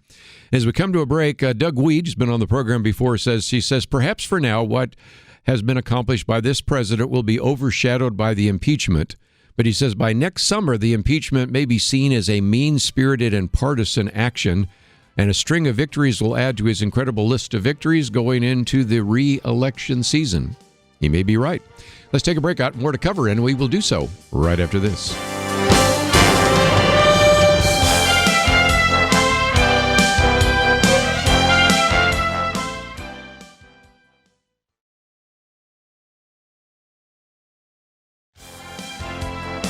Now, back to Point of View, your listener-supported source for truth. Once again, one of the other articles we've posted, let me just mention that some of the things I'm going through right now before we get to spend some time with Hank Hanegraaff are a number of articles we've posted on the website. One, Hidden by Impeachment. I just gave you the short list of all sorts of things that were happening last week. Even the Trump administration said it was a good week if you ignore impeachment. Of course, it's hard to ignore because it's the big thing in the room, but nevertheless, it is significant, all the things that have been positive this week, not only for his administration, but I think really for the American people. This is going to be very significant. So again, those are some things that happened last week, and that's the first article. A second one, which I'll just give a brief summary of, by Tucker Carlson and Neil Patel. The media has some apologizing to do after the IG report, and what they're talking about is the Inspector General report came out last Monday. And again, that's about 400 pages. I don't have the time to read it. No, you don't either. But fortunately, other people have been doing so. And he points out that what you have found is all of these dogmatic claims with tremendous confidence being made by people in the media were all wrong, because they will time and time again say that the Steele dossier was not significant or fairly insignificant to getting the FISA warrant so that they could spy on Carter Page and the Trump administration. Wrong. We now know that that is exactly what it was. And so here you can take just a couple of examples. I won't take too many of them. But you have Shane Harris, for example, who is the intelligence and national security correspondent for the Washington Post, who actually in early 2018 was lecturing Kim Strassel, who's been on the program with us, who is with the Wall Street Journal. And he said, yes, I'm telling you, the dossier was not used as a basis for a FISA warrant on Carter Page. That's false. And was kind of, saying, you don't really know what you're talking about, Kim Strassel at the Wall Street Journal. Well, it turns out she was right and he was wrong. And Tucker Carlson says he hasn't apologized or even acknowledged the statement that was made. Then he takes the intelligence correspondent for NBC News. Trump is wrong about Carter Page, the dossier, and the FISA warrant. But again, Trump was right and he was wrong. Then you have the CNN newsroom anchor and chief national correspondent, who, by the way, did admit that the Steele dossier might have been used for the warrant, but at the same time lectured the readers that the FBI would go ahead and corroborate information in the dossier on its own before using such intel to justify a FISA warrant. Wrong on that case. And then you have the senior justice correspondent who says, a lot of people focus on the dossier, a lot of people focus on FISA, on Carter Page. They'll say they were spying on the campaign, but in the beginning, this was all about the Russian correspondent. And this goes on for 2 pages, just giving you story after story after story. And then at the end points out that Don Lemon at CNN actually just simply says, oh no, read the report yourself. And it just simply debunks all of these conspiracy theories. No, it doesn't. Just the opposite. And again, you can get away with that if nobody takes the time to read it. And maybe it's time for all of us to sit down and spend the time reading 400 pages. But it just, I think, illustrates again that there are just this unwillingness on the part of some of the people in the mainstream press to say, okay, we might have made a mistake, no harm, no foul. I wouldn't agree with that, but at least if they say, okay, we made a mistake, turns out it was a lot more important than we thought it was. But we were dependent upon our various resources for that. And that's another issue that they talk about in the second page here, because one of those quotes comes from James Clapper. Okay, well, he actually served in the Obama administration, is obviously very critical, matter of fact, really critical, angry, hateful, probably would be a fair word, of Donald Trump. And so what you have right now are not necessarily journalists that are investigative reporters going and digging out facts. You have individuals that are sort of commentators, but they're from the previous administration and they dislike the current administration. And somebody used this example the other day, and I thought it was a good one. It'd be like taking somebody who is retired from the energy companies and having them comment on climate change. I mean, you'd think that was a little unfair. An example I came up with more recently is it'd be like taking somebody that had worked for the tobacco company, evaluating claims that tobacco causes cancer. You know, you'd say, wait a minute, that doesn't even seem right. I want somebody who's maybe a little more objective, who's actually interviewing people and giving us both sides. Here's what this said. This is what this. Here's what the facts seem to pay. That's not what's happening. And so, if nothing else, it's another article that I posted on the website here, hidden by impeachment. This one, media has apologizing to do. And then the last one is Peggy Noonan, who can beat Trump. And she's been traveling there in Iowa. And I might just mention, February 3rd is, of course, the Iowa caucus. Then you have all sorts of primaries, and then you have Super Tuesday, March 3rd. So all sorts of candidates running around there. And first of all, she says one of the surprise that's really not a surprise. Reporters say interest in impeachment is minimal, and it's true. In 3 days when she was there, not a single question from the floor, not even a stray comment from a voter in a forum about impeachment. And so as a result, nobody's picking up on impeachment. So she says the beat Trump is back. Now they're all trying to spend some time talking about why they need to beat Donald Trump. For a while, they were talking about policy, Medicare for all, climate change policy, but now they're not talking policy anymore. But she focuses some time and attention on Pete Buttigieg, who was at Cornell College in Mount Vernon, told a crowd of more than 1,000, a lot of students, but others there, many of them prosperous and middle-aged. Don't just watch the Trump show. Help me pick up the remote and change the channel. Because even he says, we're not going to get anywhere by talking about Donald Trump. And so then, as she has said before he spoke, a handsome gray-haired psychotherapist from Iowa City told me why she supports him. She says, this is the psychotherapist, I think he has empathy, his orientation, what he's been through, it also the military and a Rhodes Scholar, and she liked his liberal Christianity, which we talked about a little bit there. But more importantly, one of the things that Peggy Noonan thought about, because remember, she used to write speeches for Ronald Reagan and is a very gifted craftsman, wordcraft. She is gifted in all sorts of ways. She pays attention to small things. And one of those, she said, is Pete Buttigieg used to say that you pronounced his name Buttigieg. But when he's now become national, he's changed it. And now his crowds chant boot edge edge, boot edge edge. And she, Peggy, says, I suspect he did this because America wears boots and likes edginess, but no one wants to be judged by the Buddha. And she says, I mention this because Buttigieg has the air of someone who thinks through even the smallest questions of presentation. And so, I have had a chance to meet Peggy Noonan. I introduced her a while back at one of the Council for Life meetings. But, I thought that was kind of interesting that now it's boot edge edge. And Buttigieg probably plays a little better where you're talking to people that wear boots and like edginess than Buttigieg. So anyway, I thought that was kind of intriguing. But it brings us back to something we will be talking about later in the week. And that is, yes, we have another Democratic presidential debate. This time, I think we only have 7 on the stage, so it's sort of narrowing it down quite a bit. So it will be interesting to see how that plays out. I just don't know how many people are going to be watching it because, after all, that will only be a few days before Christmas. But I'll watch at least parts of it, and maybe we'll talk about it on our Friday weekend edition. Let's take a break, though. We're going to spend some time talking with our friend Hank Hanegraaff. Going to get into the area of not only what affects your head, apologetics, theology, and things like that, but also your heart, how to live out the Christian life.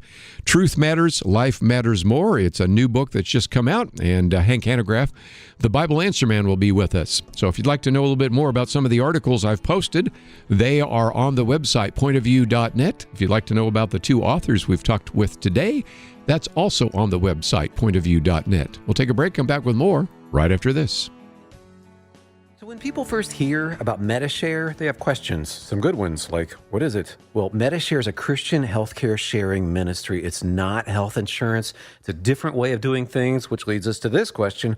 Why do so many become MediShare members? Two big reasons. They save a lot. The typical family saves $500 a month, and they feel great about it. With MediShare, you aren't forced to pay for things you don't believe in. Find out more. 855-SHARE-40. That's 855-SHARE-40. It seems we can't get through a day without hearing how science has been corrupted to support political goals. Media entities have sold out truth for the sake of favored narratives. Even some religious groups have abandoned the Bible to support things based on feelings. So who can you trust?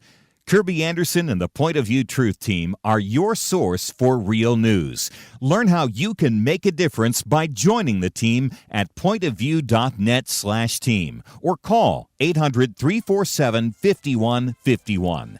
In a world of unending fog, Point of View is a shining light. Do your part at pointofview.net/team or 800-347-5151. Point of View will continue after this.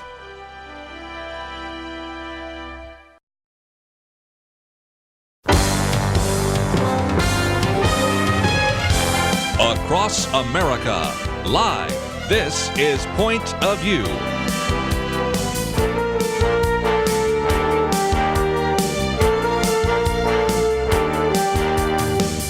And now, Kirby Anderson. If you've ever listened to Point of View, we certainly want to talk about how we should understand biblical truth, but also how we should live out biblical truth. And that's why I'm very excited about this new book, because it really puts the two together. It's both head and heart. And as a matter of fact, if you want to even start taking some notes, you can go A, B, C. That's the first part. D, E, F, the next part.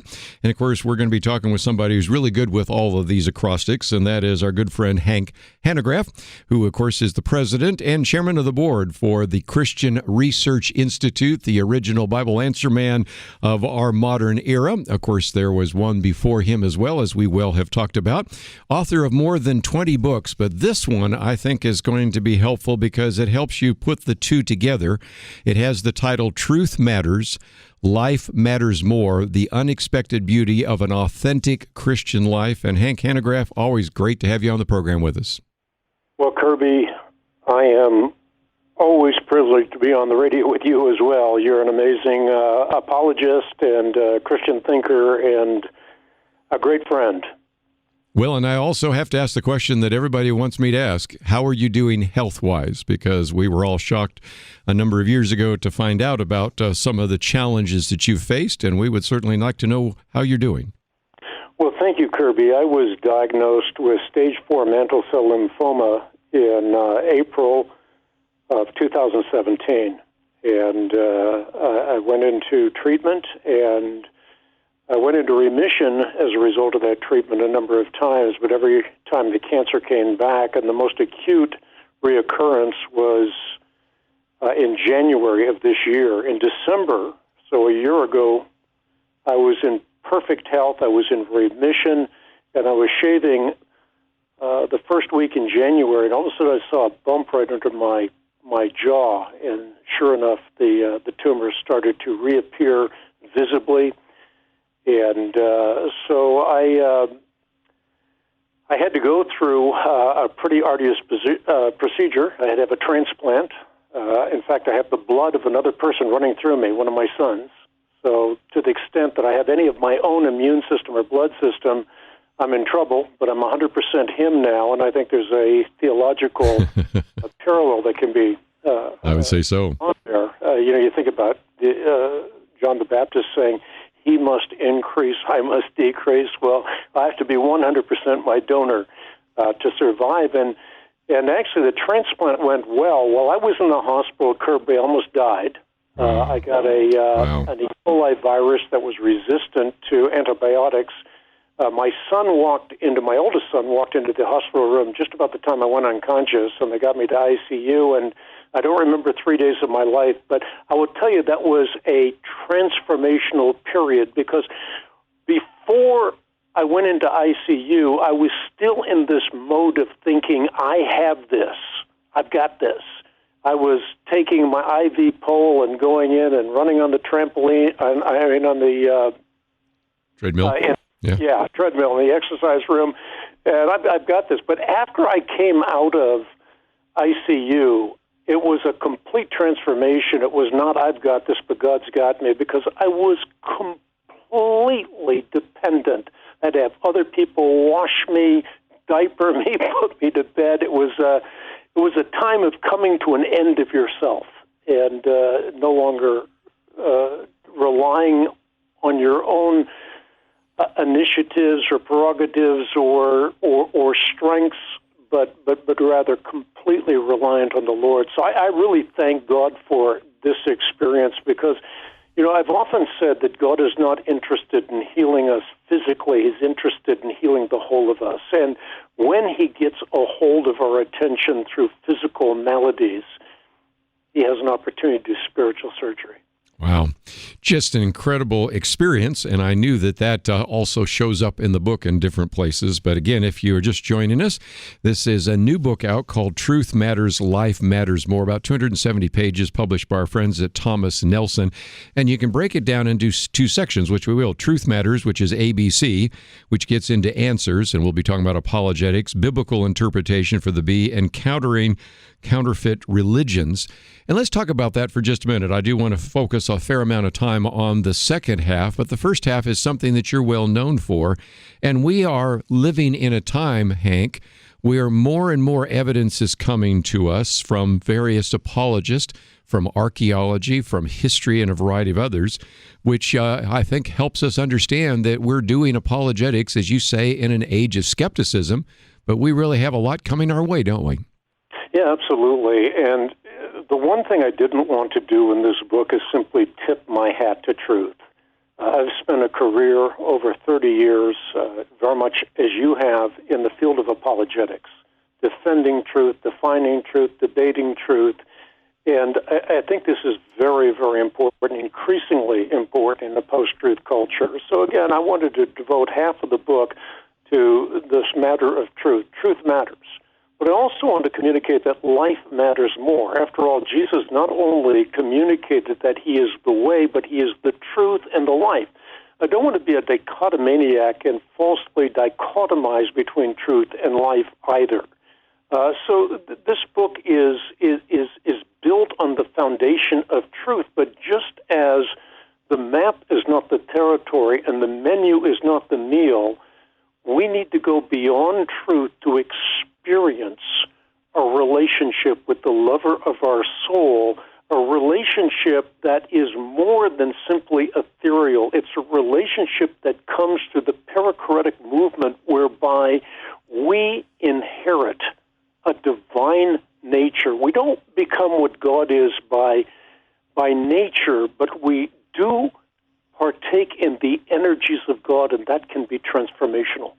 And we do want to talk about that. Just since we're coming to a break, we'll come back and get into a little bit more. But one of the things I think this book is helpful of is, we have said this before, even around sometimes when we have discussions at Pro Ministries, or when I've been interacting with other people that do apologetics, sometimes the apologists are really good kind of head guys, but they don't have the part of experience. And sometimes you have people that have some great experience, but they don't have kind of the content to really begin to clearly exegete Scripture, to clearly refute some of the ideas that are being falsely presented. And this really is an attempt to put those two together.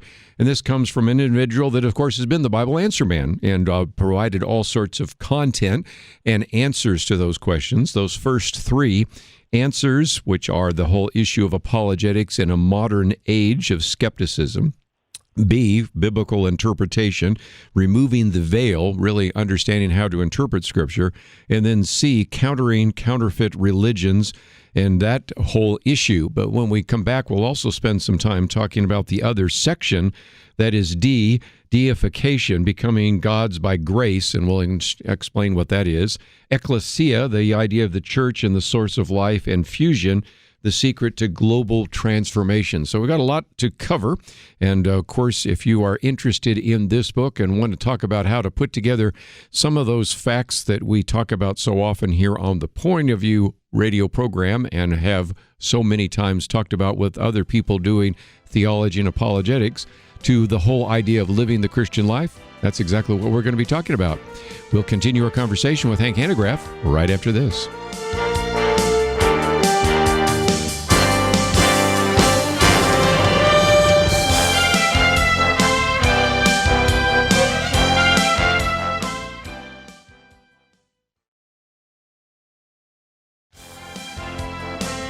You're listening to Point of View, your listener-supported source for truth. Hank Hanegraaff with us today as we talk about his book, Truth Matters, Life Matters More. And Hank, before we get into the book, let's talk about its reason for it, because I was thinking of something that surfaces sometimes in seminary. Every once in a while I get to teach at seminary, and of course I meet various graduates of seminary that come and work with us, or in other ways I run into at churches. And your illustration that the map is not the territory or the landscape, the menu is not the meal, is a good illustration, because sometimes you get some young people that go to seminary and they get so fixated on the book that they don't really spend time getting to know the person who wrote the book, if you will. They certainly know God's Word, but they don't really know God. And I sense that that's one of the reasons why you wrote that book. We can get so fixated on truth, not that I'm minimizing that at all, nor are you, that we fail to realize how we really need to read and live the Christian life and apply the things that we read in Scripture to our day-to-day life. Is that a fair assessment of why you wrote this? Yeah, absolutely. In fact, I wouldn't even point to other people. I'd point to myself.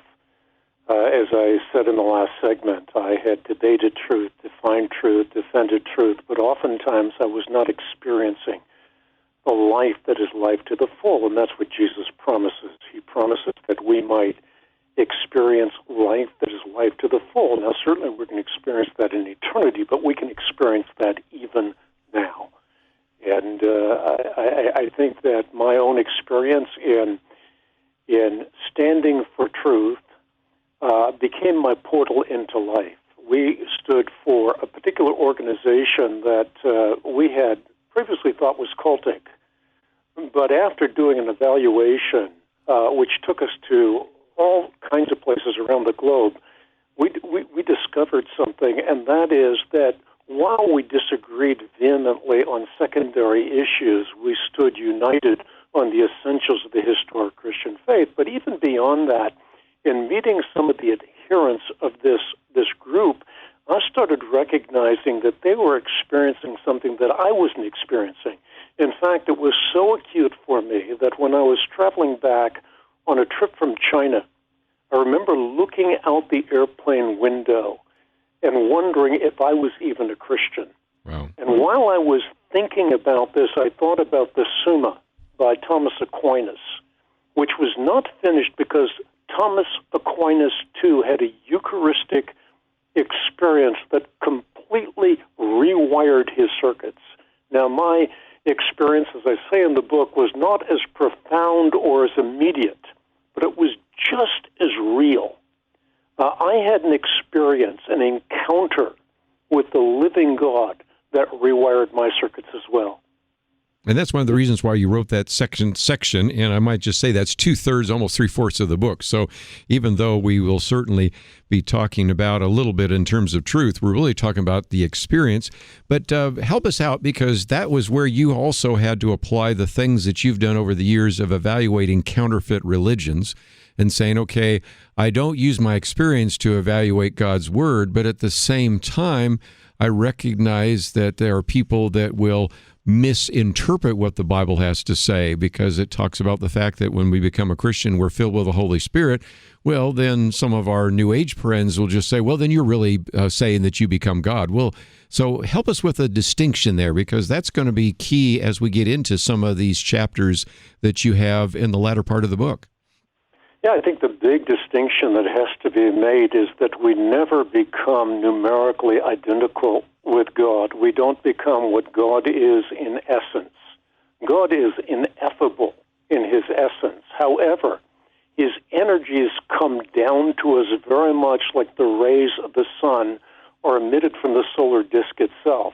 We could not experience the internal solar disk, but we can experience the energies of God. And The Holy Fathers of the Church, I'm talking about the Apostolic Fathers, those who learned directly from the Apostles, and then later on the Holy Fathers who learned from them and so forth, on to the present, they always made a distinction, particularly in the East, between the essence of God and the energies of God. We cannot attain to the essence of God, the nature of God, but we can experience the energies of God. And that is very much akin to a pot in a kiln that takes on the energies of fire such that it radiates those energies itself. And if you come into contact with someone that radiates those energies, you're going to be impacted. But that impact is not going to be by might or by power, but rather is going to be by His Spirit. And the distinction makes all the difference in the world, because you can only do so much in the flesh. But empowered by the energies of God, you're empowered to do something that you can't do in your own humanity. And this is exactly what happened with Jesus Christ. His kenosis becomes our theosis, as the Fathers talked about. His emptying in the Incarnation, which we're going to be celebrating in 8-9 days, becomes our filling. It becomes our penetration by the divine energies that transform us and allow us to transform society. And again, on chapter, well, I guess it's page 108, you talk about his kenosis as our theosis, or his poverty, our riches, emptying himself. And that kind of sets up one of the things you do talk about in the book, and that is these various church councils. I would imagine that a lot of people over the years at one point or another have said the Nicene Creed, but they probably don't know much about the Council of Nicaea or Constantinople or Ephesus. Can you help us understand how that fits to some of the things you've been talking about in that chapter? Yeah, the way it fits is what the Fathers would always tell us. And by the way, I go back to holy tradition, never to human tradition, but I take holy tradition seriously because it is holy tradition that gave us the Bible. A lot of people don't realize that there were many, many years that people didn't have the New Testament canon as we have it today. In fact, it wasn't codified until 367 by Athanasius the Great. And then it wasn't available to people for many centuries afterward in many parts of the world. So Holy Tradition gave us some wonderful things, including the Bible, but also gave us proper Trinitarian theology, proper Christology. The point with respect to deification was that it becomes impossible if you separate the two natures of Christ.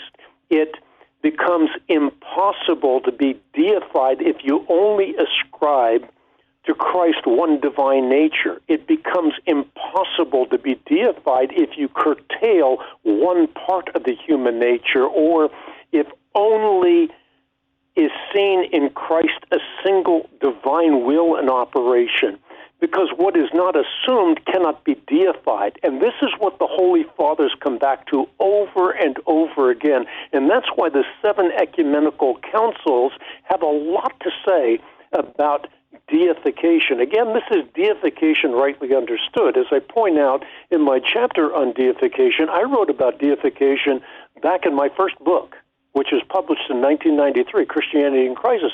But I talked about an improper view of deification, but did mention in that self-same book that there is a proper understanding of deification as well. Athanasius, again, to go to the great church father who said God became flesh so that flesh might become God. Or as Luther said, Word became flesh so that flesh might become Word.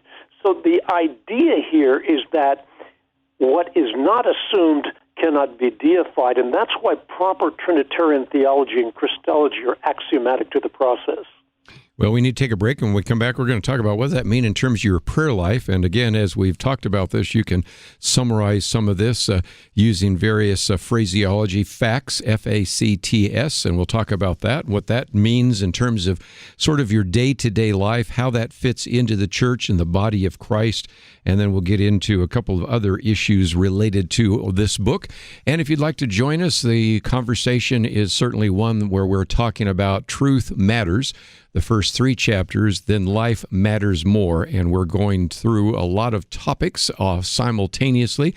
But if there's something that you would like to ask or a question you'd like to raise, Hank Hanegraaff with us, because, of course, over the years he has been able to answer so many questions about various cults, world religions, apologetics, biblical interpretation. But we're also taking some time to learn some things about how to live the Christian life. And so it's not just enough for you to just have a life changed based upon your mind, but also on your heart and your spiritual being. So we're going to spend some time talking about that. And if you would like to know more about Hank Hanegraaff and the organization that he is with, of course, it's very easy to find because simply you can just go to equip.org. We have a link there as well, and some great resources that you will find on their website. Let's take a break, though. But if you'd like to join our conversation this last half hour, 1-800-351-1212. We'll talk about prayer right after this.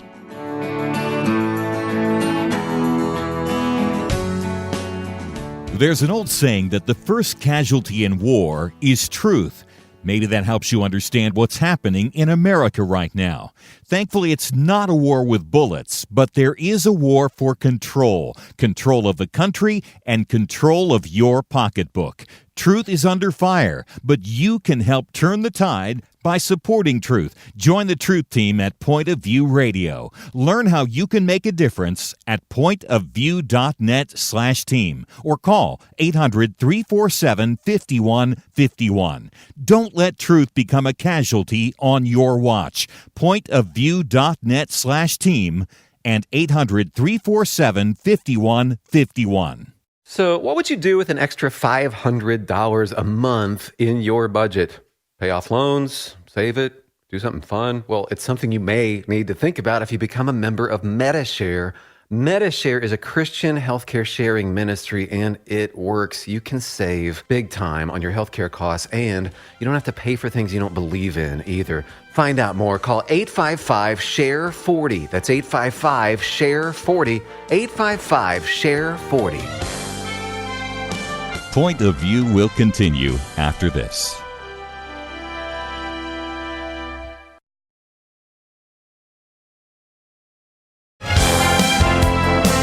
You are listening to Point of View. The opinions expressed on Point of View do not necessarily reflect the views of the management or staff of this station. And now, here again is Kirby Anderson. Continue our conversation today with Hank Hanegraaff. If you'd like to join us, 1-800-351-1212. If you'd like to know more about Christian Research Institute, you simply can go to equip.org, but we also have a link to it on our website. And so there's an opportunity to find access to some of the great material that is already there. There also is a chance to get an autographed copy of this book that we're talking about, Truth Matters, Life Matters More, and all sorts of just great resources. So, Hank, just before we go on, let's talk about the fact that your broadcasts are there, your podcast, videos, a variety of other things. So if people are interested in looking for or finding more information, what will they find when they land at equip.org? Yeah, just as you were explaining, first of all, what we do on the website is we provide information. It's not politically correct necessarily. This is very much like what you're doing. We're not trying to be politically correct, trying to establish a bigger platform, be more popular. What we want to do is provide a safe zone for people to get information, because today the web is just a muddy mixture of all kinds of nonsense along with truth. And so how do you discern between wheat and chaff and heat and light? We do that by giving the good housekeeping seal of approval, so to speak, on the materials that we make available through the web. In addition to that, the Bible Answer Man broadcast, the Hank Unplugged podcast, we ought to do one together in the near future. And, the resources that I've developed over many, many years of work, the videos that I'm doing today. So, a lot of good information available on the web at equip.org. Well, let's, if we can, talk about the importance of the church as a source of life. But I thought we'd focus first on prayer. And I love how you start that section because you say, starting with prayer as one of those, you say, I have to confess a primary fear and then also a confession because whenever I write on the subject of prayer, I feel a certain sense of inadequacy. So do I. But at the same time, we can learn from other wise, godly individuals in the past, and we can certainly learn from the prayer of Jesus how to pray. And so talk about that for just a minute, because that's one of the places where you can really begin to change your spiritual life through prayer. Help us out with that. Yeah, absolutely. And let me say, as prologue to that, one of my favorite books was The Spirit of the Disciplines by Dallas Willard. I have a dog-eared, much marked-up copy of his book that I go back to virtually every year. But he points out that one of the greatest deceptions in the practice of the Christian religion is the idea that all that really matters is our internal feelings, our ideas, our beliefs, our intentions, and it's that mistake about the psychology of the human being that more than anything else divorces salvation from life, leaves us with a head full of vital truths about God, but a body unable to fend off sin. And therefore, it's so important for us to be in the spiritual gymnasium whereby we gymnasize ourselves, as it were, into godliness. And one of those practices that transform us, internally change us, and give us the power to fend off sin is prayer. And, I have learned over the years to pray, going back to the specific question that you asked, pray using the Lord's Prayer, or the Prayer of Jesus, as I like to call it. I wrote a best-selling book called The Prayer of Jesus, as a template for my prayer. So each one of the monikers within the prayer becomes something very, very precious to me. So if I pray, Our Father, the first thing I think about is the fact that I'm praying in plural. I'm not a rugged individualist. As a Christian, I'm part of the body of Christ. St. Cyprian once said, you cannot have God as your father without having the church as your mother, which means that you're born into a family. We're born into a context in which we can become, by grace, what God is by nature. We can be transformed, and prayer is one of the most transformative parts of that, and we do not pray, again, in isolation. We pray as members of the body of Christ. So each one of the phrases that the Lord made so manifest to his disciples can be very precious and can become a template by which we learn to pray as well.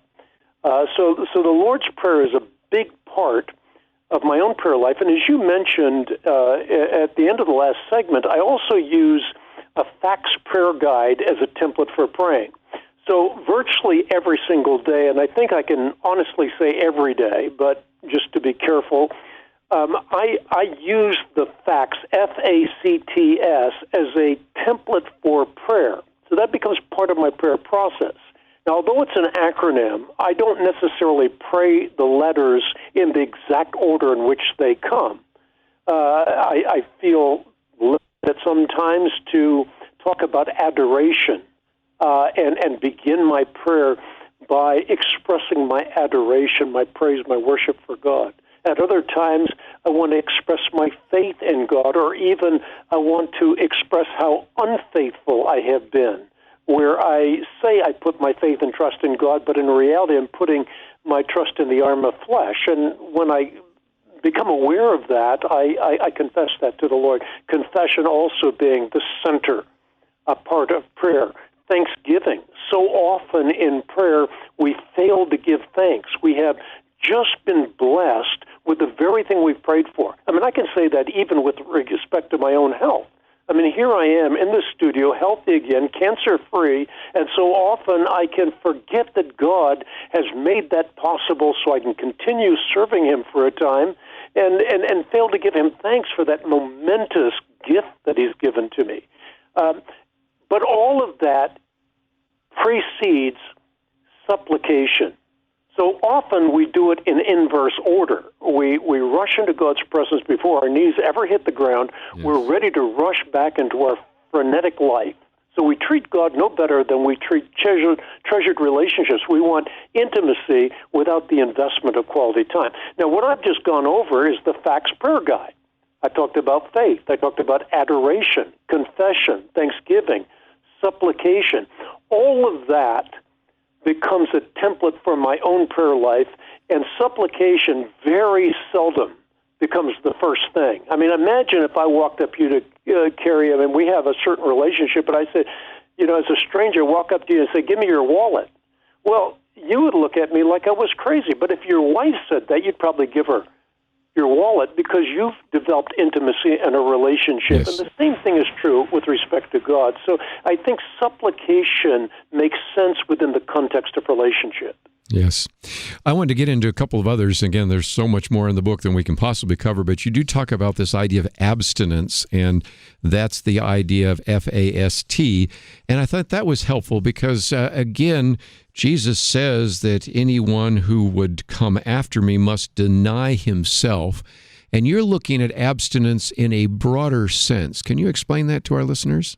Yeah, I'm talking about abstinence from all those things that can take precedence in our life. And I use Stephen Curry, who plays for the Golden State Warriors, as a great example. He's been, as his dad has been, a family friend of ours, and I've watched him grow up. He played basketball with two of my boys at Charlotte Christian. I watched him grow up, and I watched him invest himself in a discipline where now he's becoming the face of the NBA. Well, that doesn't come by osmosis. That comes by giving up the things that other people indulge in so that you can focus on an art and a science, in this case, basketball. So he's become a tremendous basketball player. Like I said, I mean, I think he's going to be the face of the NBA in the future. He's that good. Well, in fact, I'm not just saying that. LeBron James has said words to that effect, as I talk about in this book. But the idea here is that he's had to give up things in order to become a preeminent basketball player.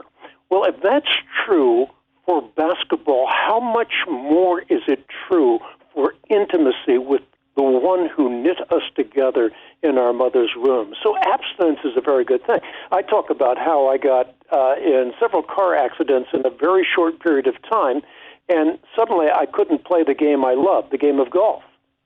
But in being in that situation involuntarily where I couldn't play that game, I realized that I'd become addicted to that game. It had become too big a part of my life, and being able to give it up for a period of time and focus on the things that really matter was a transitional point in my own life. Well, let's take a break, and I want to continue talking about that and a couple of other aspects of this book. Just so much that we obviously are trying to summarize in 1 hour.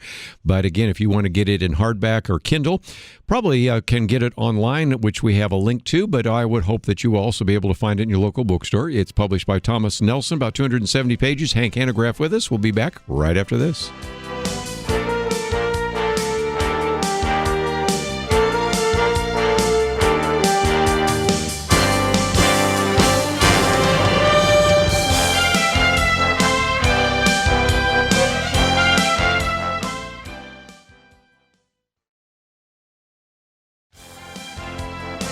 Now, back to Point of View, your listener-supported source for truth. Back once again talking with Hank Hanegraaff, getting into some very important theological issues, but a lot of practical aspects of that as well.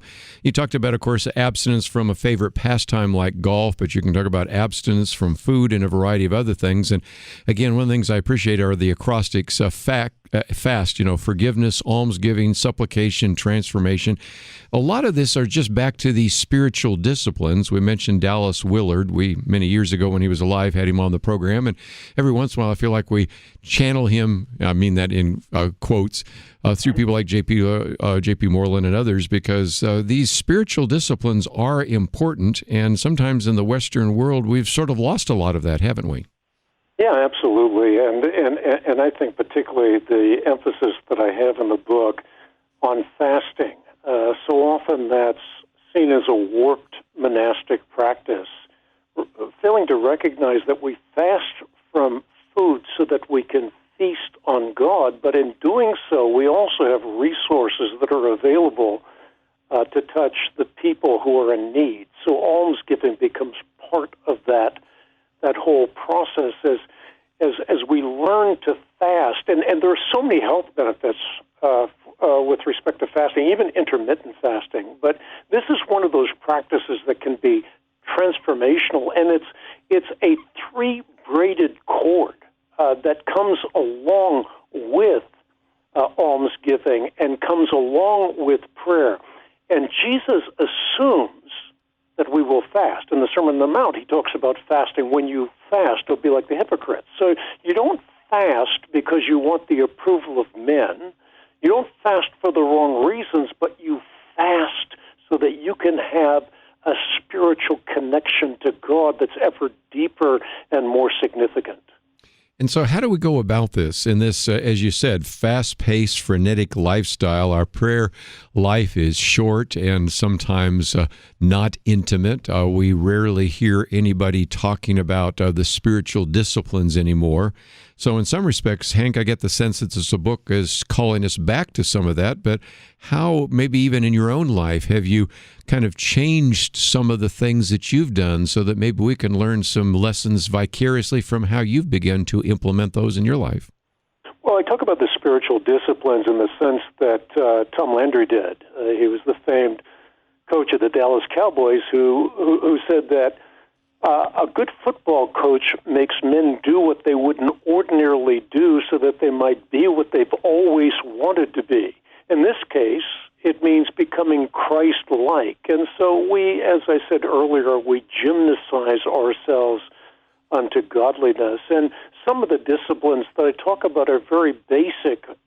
Prayer. I know about prayer.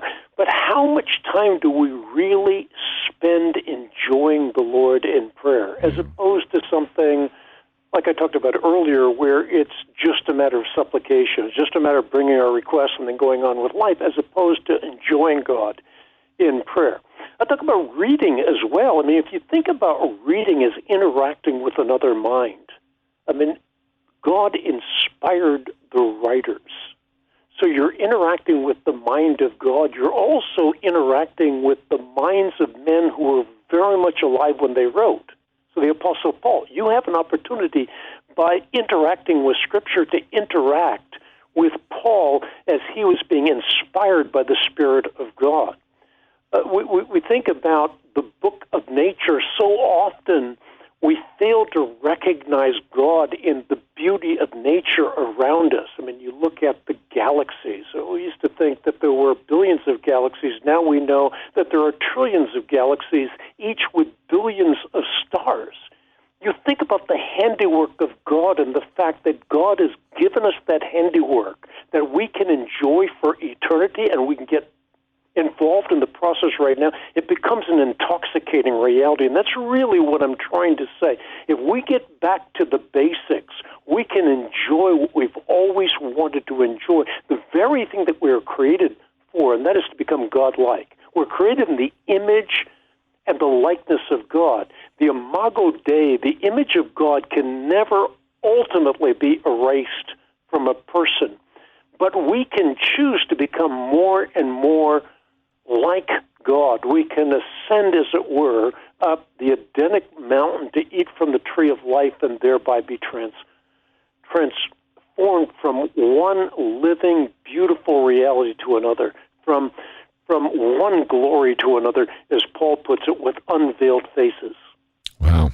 Your epilogue talks about discovering the authentic Christian life. Of course, that's the subtitle of the book, An Unexpected Beauty of an Authentic Christian Life. You do radio, so you know that we only have a minute or two left, but I wanted to get any comments that you might have on what that looks like in terms of the authentic Christian life. Well, the one thing I would say, since we have a very little bit of time, is to point out that, as you've experienced in your life, God has his people everywhere. As I've traveled the world, I recognize God has his people everywhere.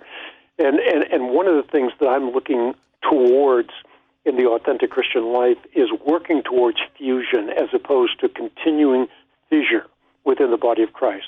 This is in concert with the high priestly prayer of Jesus Christ in John chapter 17, where he prayed that we might be one so that the world might believe that you sent me. And this is the thing that I am so passionate about, is working towards unity within the body of Christ. Not unity apart from the essentials, but unity around the essentials of the historic Christian faith. If you have unity apart from the essentials, it's like keeping the shell and not the kernel, not the nut itself. And so we want to be unified around the essentials for which the martyrs shed their blood, but we have to work towards unity. And sometimes when we think about unity within the body of Christ, we think this is impossible. How can there be an answer to the Lord's high priestly prayer? But he created us, and we are not to question the one who created us. Well, again, one of the things you talk about so often, in essentials, unity, in non-essentials, liberty, and in all things, charity. And that is something you've tried to model all these years. And I want people to make sure that if they are interested in this book or other things that you have written, to go to Equip and to find some of those resources, because we have it linked on our website, pointofview.net, or you can simply go to the website that is available at equip.org and find out more about the Christian Research Institute. And Hank Hanegraaff, I appreciate the fact that you made it through and that your health is a lot better than some people had worried about. And we certainly encourage, as we talk about prayer, for people to pray for you, for your family, and for your health. And it is just always a delight to have you on the program with us. Well, thank you, Kirby. I'm cancer-free, and wanted to say to your audience that I really appreciate your faithfulness. All of these years, you've been a model of consistency. Well, thank you so very much. Hank Hanegraaff, we have information about his Facebook post, his Twitter feed, of the blogs, and, of course, equip.org. This book is something you probably can find in your local bookstore.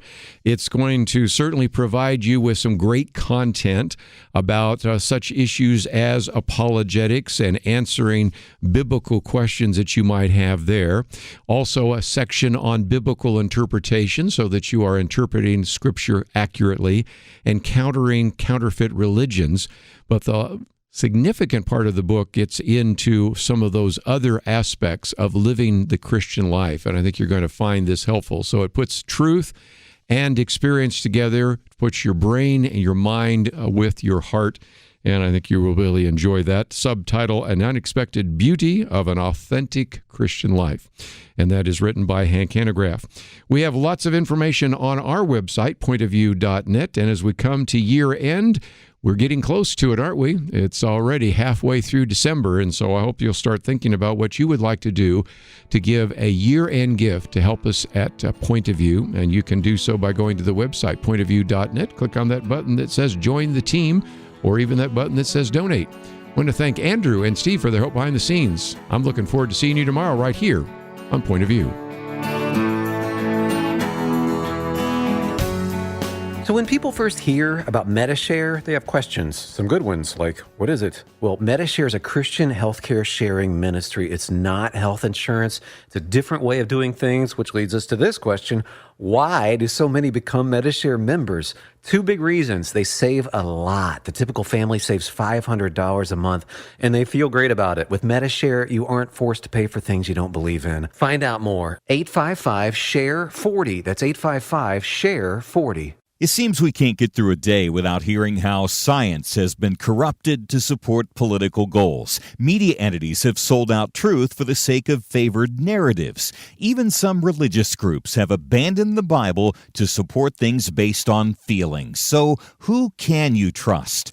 Kirby Anderson and the Point of View Truth Team are your source for real news. Learn how you can make a difference by joining the team at pointofview.net/team or call 800-347-5151.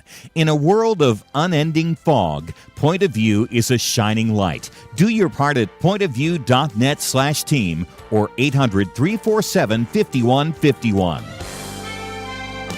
Point of View is produced by Point of View Ministries.